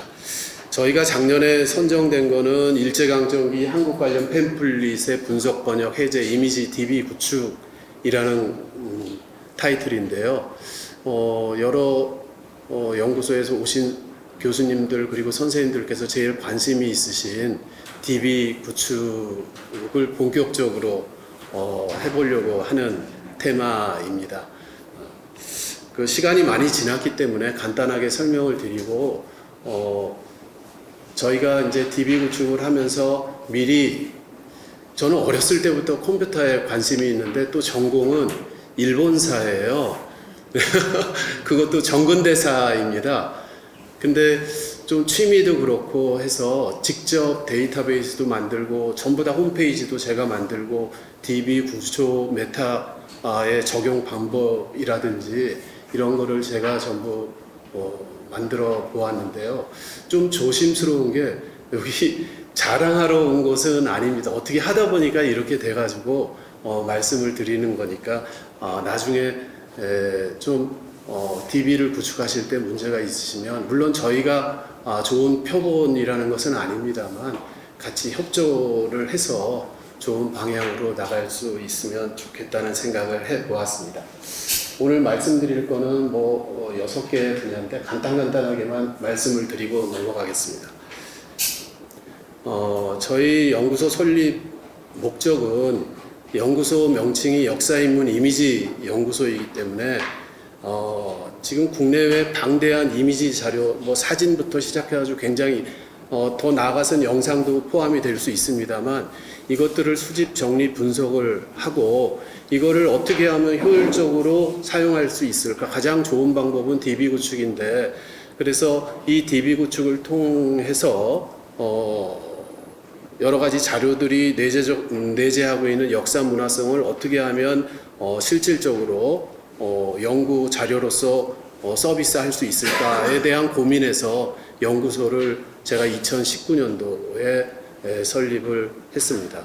지금까지 많은 연구들을 조금씩은 해왔습니다만 첫 번째로 일제침략기 사진그림 엽서로 본 제국주의 프로파간다와 식민지 표상 이건 2년짜리 공동 연구였고요.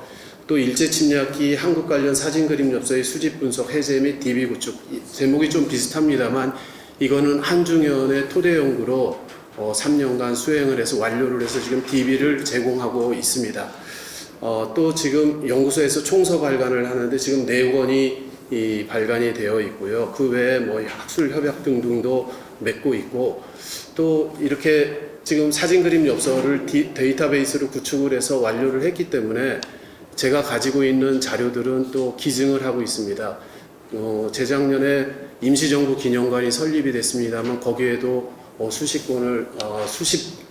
건을 기증을 하고 있고 부산에 있는 일제 강제동원 기념관에도 323건을 기증을 하고 있습니다.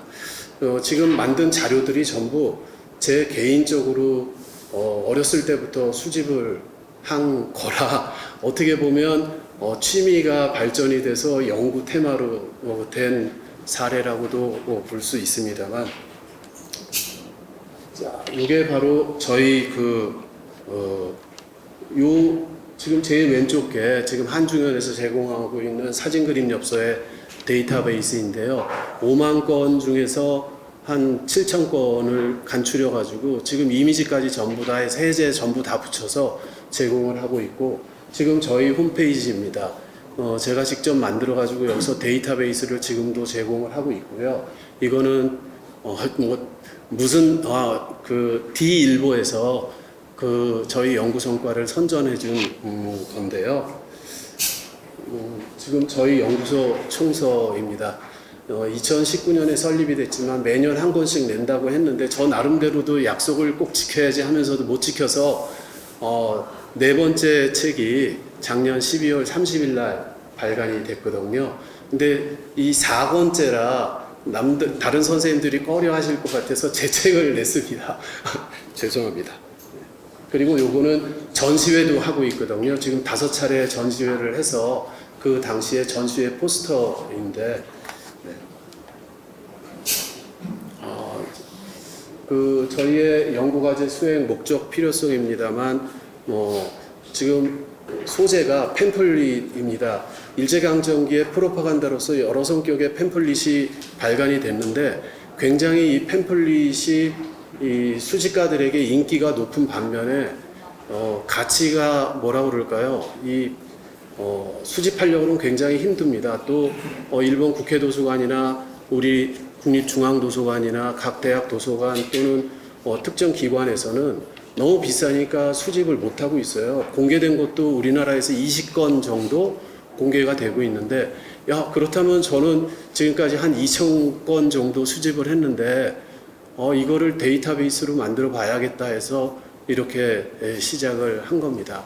이 데이터베이스를 만드는 가장 기본적인 목적은 이게 데이터베이스를 만드는 사람의 욕구 충족이 아니라 결국은 공개를 해서 이용하는 사람들의 욕구를 어떻게 충족해 줄 수 있느냐, 이게 진정한 데이터베이스거든요.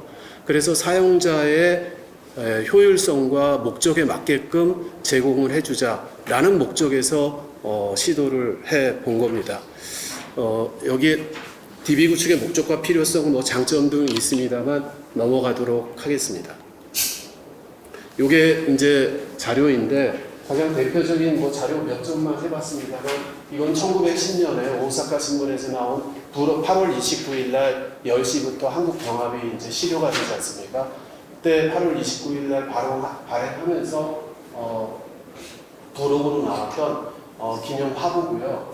이쪽 거는 조선철도 안내라고 되어 있습니다만 앞면, 뒷면 전부 다 텍스트하고 굉장한 정보들이 철도 노선에 대한 시스템이라든지 구조, 언제부터 만들어지고 이런 것들이 전부 들어있거든요. 사진도 또 지금 볼 수 없는 사진들이 전부 들어있습니다. 이거는 1937년에 총동원 체제 이후에 조선총독부가 만든 프로파간다 팸플릿인데요. 이런 것은 지금 구할 수가 없습니다. 어느 박물관에도 소장하고 있지도 않고 일본에서도 소장하고 있는 데가 몇 군데 있는데 공개를 안 해요. 국회도서관에서도 이거는 비공개로 되어 있습니다. 전부. 그래서 이것도 전부 만들어서 공개할 생각으로 있습니다. 그 다음에 팸플릿은 1966년에 유네스코에서 팸플릿에 대한 규정을 만들었는데요. 그 규정에 따르면 4페이지 이상 48페이지가 팸플릿으로 규정을 하고 있는데, 이거는 1966년에 유네스코가 규정한 거고 1945년 이전까지 근대 시기에는 일본인들은 소책자로 따질 때 200페이지, 300페이지도 작은 거는 팸플릿이라고 했거든요. 그래서 어쨌든 간에 그래도 규정에 따르자 해서 최대한 소책자들은 집어넣고 팸플릿 소재, 여기 총동원 체제에 관련된 거, 철도에 관련된 팸플릿, 그리고 조선인과 일본인의 이주 문제, 조선의 교육에 대한 조선 총독부 한국과라든지 이런 데서 발행한 팸플릿이 있거든요. 또 조선 전체 안내 팸플릿, 간도라든지 제주도 안내라든지 이런 지역의 팸플릿, 그리고 조선의 물산들에 대한 팸플릿도 있고요. 이거는 여수에서 시모노세키까지의 관려 노선입니다만 거기에 대한 팸플릿, 금강산에 대한 선전 팸플릿 굉장히 많습니다. 요거는 이제 마상 관련인데요. 이렇게 보면은 여기에 지금 사라진 건물들입니다. 사진까지 있고 여기에 조광도라고 해서 새가 하늘에서 쳐다보는 지도거든요. 이런 거를 그려놓은 게 있고 또 당시의 지도 상세한 내용들이 있습니다. 근데 이런 거를 전부 다 해제와 번역을 해서 DB로 공개하는 게 저희의 최종 목표가 되어 있습니다. 연구과제 수행 단계와 결과물이 있습니다만 이것도 생략하고 넘어가고요. 메타데이터 작성이 가장 중요합니다만 DB 구축 12단계로 거치고요. 이미지 공개가 또 중요하기 때문에 이미지는 각 전부 다 스캔을 해가지고 지금 소유자가 저이기 때문에 책을 다 분철했습니다. 분철하지 않으면 이미지 스캔이 안 되기 때문에 책을 다 뜯어내서 분철해서 스캔을 해서 지금은 그 스캔 작업에 있고요. 그래서 요 과정을 12단계입니다만 한 장 커트당 이미지가 어떤 거는 100메가 어떤 거는 200메가예요. 굉장한 용량이 들어가는데 서버도 부담이 굉장히 됩니다만 어쨌든 간에 한번 시도는 해보자. 네, 이런 생각입니다. 그리고 단순히 스캔으로 끝나는 게 아니라 이미지를 원상태의 원래의 컬러 색상으로 복원해보자 해서 지금 2, 3개입니다만 스캔한 이미지를 원상태로 포토샵이라든지 ACDC 프로그램이 있습니다만 그거를 통해서 색상을 선명하게 바꿔가지고 하고 이런 템플릿이 있으면 이렇게 번역을 해서 전부 다 텍스트 한글 번역문까지 올릴 예정입니다. 이게 예제인데요. 이게 펼치면 이게 뒷면의 조각으로 들어가고 원래의 본 상태 접힌 상태의 이미지가 들어가고 앞뒷면 이미지가 들어가고 각 상세 이미지가 들어갑니다. 클릭하면 전부 다 확대되게 볼 수 있도록 만들었고요. 그 다음에 여기에 해제 텍스트 요거는 이제 제공되는 부분을 보여드린 건데 조금 이따가 실제로 보여드리도록 하겠습니다. 지금 이게 목록을 쭉 하면 이게 이제 화면이 두 개로 나눠져서요. 하나는 전체 목록, 이게 지금 목록 페이지고요. 이 목록을 클릭을 하면 각 자료의 상세 데이터베이스로 들어가게 됩니다. 여기에서 그 이미지나 이쪽에 수록 사진 통계를 누르게 되면 일단 여기를 눌러보겠습니다. 그럼 이렇게 쭉 들어가는데요. 일단 자료에 대한 명칭, 원명, 발행처, 인쇄, 자료 번호, 연도라든지 대중 소분류 전부 나누고 관제, 사제가 있거든요. 또 리플렛, 소책자 분류하고 소분류로서 내용 분류가 들어가게 됩니다. 또 크기가 전부 들어가고 여기는 지필자가 들어갔는데 여기는 일단 제가 정리한 것만 올려놨거든요. 그래서 여기서 클릭을 하면 이 클릭한 게 전부 다 이미지로 여기서 확인이 됩니다. 지금 속도가 좀 느린 것 같아서 안 뜨는데 여기서 클릭하면 이렇게 확대도 해서 볼 수 있고요. 전체 면으로 하면 전체 면으로도 이렇게 보실 수가 있습니다. 그리고 이쪽으로 오시면 여기에 오면 상세 이미지가 따로 되고 있고요. 이 팸플릿 안에 지도가 있으면 당시의 일제강점기의 지도까지 전부 볼 수 있게 지도는 따로 커팅을 해가지고 작업을 만들어 뒀습니다. 그러면 각 시대의 지도들이 여기에 수백 장이 들어있거든요. 그럼 여기 지도까지 이거는 경성 지금 시가도입니다만 이렇게 다 볼 수가 있고요. 이거를 더 확대해 보고 싶다면 클릭을 하면 전체 확대로 또 볼 수 있게 DB를 만들어 놨습니다. 지금 뜨고 있습니다만 좀 속도가 느려가지고 그런데 지금 요게 지금 서울역 근처네요. 네. 그리고 해제 여기 해제가 있습니다만 해제에 각주가 있는 경우가 있거든요. 해제도 전부 다 검색하면 다 뜨게 되어 있습니다. 모든 텍스트 내용은 검색해서 다 걸쳐가지고 확인할 수 있도록 그리고 한글 파일까지 직접 첨부를 해가지고요. 클릭을 하면은 여기서 자동 다운로드가 돼서 한글 파일 자체를 검색하실 수가 있습니다. 그리고 여기에 들어가면 또 이게 이제 번역문이거든요. 팸플릿이 전부 다 일본어로 되어 있기 때문에 전부 다 근대 일본어이라 좀 어려운 문장이 있을 수 있습니다만 전부 다 연구원들하고 저하고 번역을 해서 전부 첨부를 했고요. 이것도 전부 다 검색이 가능합니다. 근데 각주 제공이라는 것이 인터넷상에서는 조금 불가능하기 때문에 이 각주 제공을 보려면 이것도 마찬가지로 클릭을 하게 되면은 여기서 전부 다 뜨거든요. 그러면 이거를 다운로드 받으시거나 각주까지 전부 확인하실 수가 있습니다. 쉽게.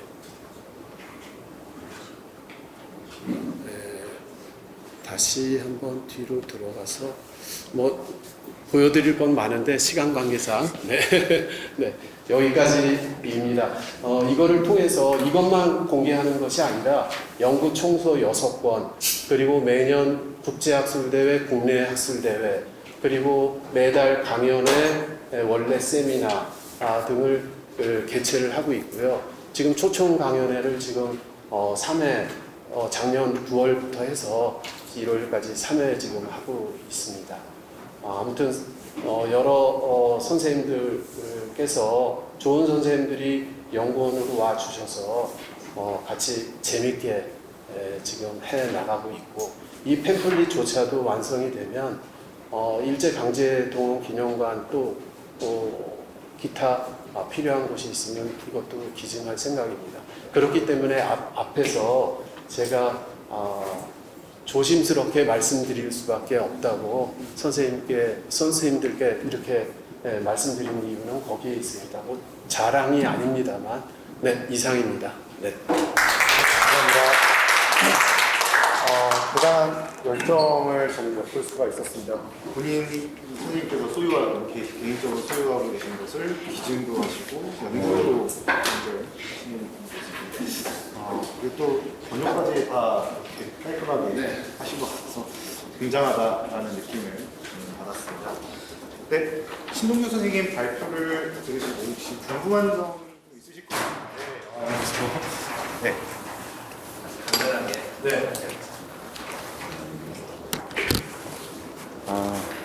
교수님 이 데이터베이스를 보니까 안 나오네. 너무 깜짝 놀랐습니다.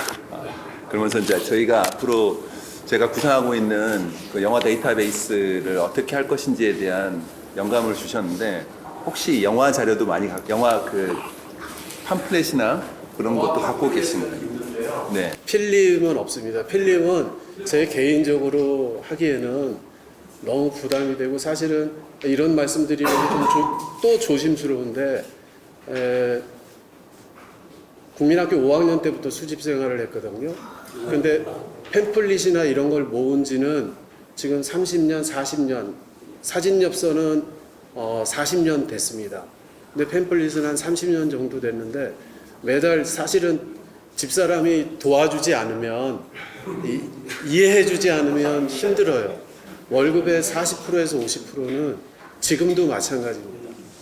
개인 돈으로 사는 거니까, 그러다 보니까 좀 생활도 힘들고, 사실은 애들 학원 한번 보낸 적 없어요. 네. 그래서 그런 부분에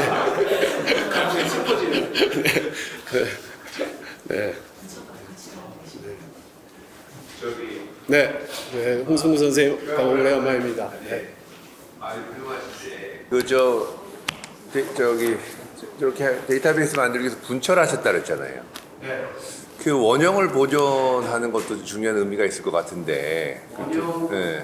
수집하다 보면 똑같은 책이 또 있을 수 있고, 있는데 한 권뿐이 없는 것도 분철을 할 수밖에 없거든요. 그러면 그 분철한 핀 있잖아요. 핀까지 그대로 뽑아가지고, 근데 핀이 부러진 게 몇 개가 굉장히 많습니다. 그런 경우는 어쩔 수 없죠. 지금의 두꺼운 그 호치키스 핀이 있으니까 이걸로 재본을 하든지, 한 50페이지, 60페이지짜리는 제가 재본을 해요. 지금까지도 그렇게 재본을 해서 뒤에 본드를 칠해가지고 이렇게 재본을 해서 보관하기도 했기 때문에 그 수리하는 거는 제가 하면 되는데, 이 두꺼운 책은 지금 딱 한 권이 걸려 있습니다. 조선 안내라는 거.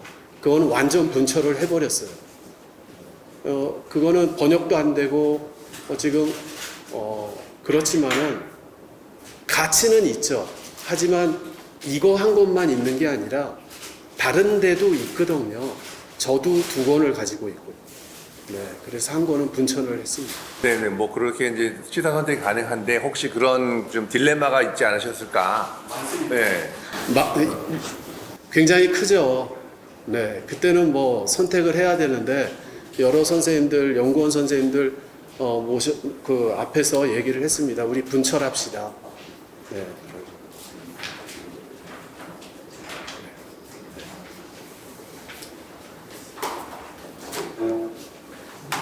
네. 네. 간단한 건데요. 네. 이게 아까 선생님 그 말씀하신 게 내용에서 보면 이제 월급의 40%를 지금 여기 다 해가지고 지금 지금까지 항상 굉장히 좀 갑자기 슬퍼져가. 할 때도 그렇고 예, 계속 지금 갑자기 슬퍼져가지고요. 그 혹시 이와 관련된 가장 요런 일을 가장 적절하게 할 수 있는 국책 연구기관이나 혹은 뭐 국가기관, 우리도 뭐 역사박물관도 굉장히 많지 않습니까, 그죠? 그쪽하고 같이 협업이나 이거 개인이 이거 하기에는 굉장히 이거 좀 국가적인 사업 레벨인 것 같아요, 제가 보기에는. 혹시 그쪽하고의 어떤 저는 뭐 그런 쪽 기관하고는 그 컨택이 별로 없어서요. 네, 그렇다고 제가 발이 넓은 것도 아니고 그냥 저 혼자 사실은 해왔거든요. 홈페이지도 연구소 만들면서 저 혼자 만들어 왔고 이 사업을 위해서 사실은 팸플릿 이전에 그 5년 동안 신청을 해서 지금 5번째 선정이 된 겁니다. 근데 면접은 계속 갔었어요. 네. 서울에 면접은 계속 갔었습니다. 근데 그 이전에 3년은 어떤 거를 신청을 했냐면 한국 사진첩을 신청했어요. 또 사진첩이 몇백 권을 수집해 놓은 게 있어서 한국 관련 근대 사진첩으로 할까 그러다가 그거를 3년 동안 해가지고 떨어져서 재작년부터 팸플릿으로 신청해서 최종 면접까지 가서 거기서 또 떨어져서 그럼 이제 한 번 더 해보자 해서 신청한 게 이번에 다행히도 선정이 돼서 네, 좋은 기회에 그래서 뭐 그렇다고 솔직히 말씀드리면 한 달에 38만 원인가요? 37만 원 얼마뿐이 못 받잖아요. 그렇다고 수익이 있는 것도 아니에요. 네. 그런데 재미가 생겼죠. 우리 연구원 선생님들하고 이건 이렇고 저건 저렇고 이건 이렇게 고치는 게 좋습니다 하고 회의도 많고 그러니까 너무 즐거워요. 그래서 그 시간이 너무 재밌고. 네. 전공이 지금 배병호 선생님이 이 근대사고요. 네. 그리고 일본 문학 그리고 일본 문화 뭐 이렇게 있습니다. 제가 역사가 있고 작년에 떨어졌던 거는 왜 팜플릿이라는 게 정치, 경제, 사회, 문화, 역사, 사상, 스포츠까지 전부 다 들어가는 하나의 정보 집합체인데 중요한 한국 근대사가 없느냐? 그래서 제가 선생님을 모신 거거든요. 그게 모시면서 다행히 선정이 됐습니다. 선생님 축하드리고요. 네, 감사합니다. 저희 그 연구 책임자 학술 활동 연구비로 한 달에 36만 4,800원. 그런가요? 좀 쓸쓸합니다. 네. 말씀 안 드렸지만 저희 연구 책임자이신 허문 원장님께서도 근현대 전공을 하시고 계시는데요. 제가 개인적으로 다른 주요한 사업을 하셔서 너무나 존경스럽고 앞으로도 잘 유지되기를 정말 소망하는데 대부분 이제 사업이 끝나면 아주 고생해서 구축한 그 데이터가 활용도가 급격하게 떨어지고 또 개인 개별 연구를 끌고 가신 책임자 교수님께서 유지하게 되기 힘든 상황을 많이 받을 것 같습니다. 특히 이제 서버 운영의 문제가 당장 걸리고 또 끊임없이 아까 오기도 많다라고 다른 사업단 선생님들이 말씀하셨던 것도 보면 볼수록 수많은 오기들과 오류와 뭐 이런 것들을 고쳐 나가야 되는데 그 후반 작업들, 사업이 종료된 이후의 후반 작업들은 어떻게 고려하시고 있는 건지 그것도 좀 지금 저희 선생님들하고도 그 부분을 상의를 했는데 그게 제일 고민입니다. 사실은 이 연구 사업이 끝나는 해에 제가 정년 퇴임이에요. 네. 네. 그래서 어떻게 할까 그 문제가 조금 고민이 되는데 이거는 학교와의 문제점도 있는데 아까 연구소 공간 문제 어려움을 말씀해 주시는 선생님도 계셨습니다만 한중현 사업이 끝나니까 학교에서 공간을 뺏어갔어요. 그 공간을 내주기 지금 공간이 있어야 된다고 해서 그럼 공간 사용료를 내라 해서 1년에 130만 원 제 사비로 내고 유지했습니다. 그러다가 이게 선정이 된 거예요. 그만큼 학교 지원이 없다라는 거죠. 네. 그래서 산단에 그런 어려움을 토로를 하면 그거는 산단의 책임이 아닌 거예요, 결국은. 네. 산단에서 가장 좋아하는 거는 간접비가 딸려 들어오니까 네. 거기에 목적이 있는 거죠. 네. 솔직히 말씀을 드리면 연구를 위해서 산단이 있어야 되는데 네. 산단은 간접비를 위해서 있는 거예요. 네. 그런 점이 제일 어려움이 큽니다. 아마 제가 연구소 소장을 관두고 지금 연구소 만든 동시에 제가 소장을 계속 하고 있습니다만 제가 정년이 나와서 학교를 나가면 연구소가 어떻게 될지도 장담을 못하는 상황입니다. 제 서버, 이 서버는 지금까지 개인 사비로 다 내서 운영을 하고 있거든요. 네.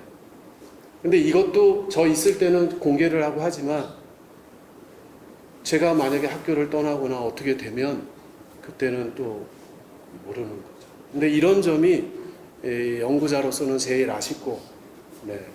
이런 거를 정부에서 또는 한국연구재단에서 어떻게 연구 책임자가 관둬도 그 연구소를 어떻게 지원해 줄 것인가 라는 거는 향후에 고민해야 될 부분이라고 생각을 합니다.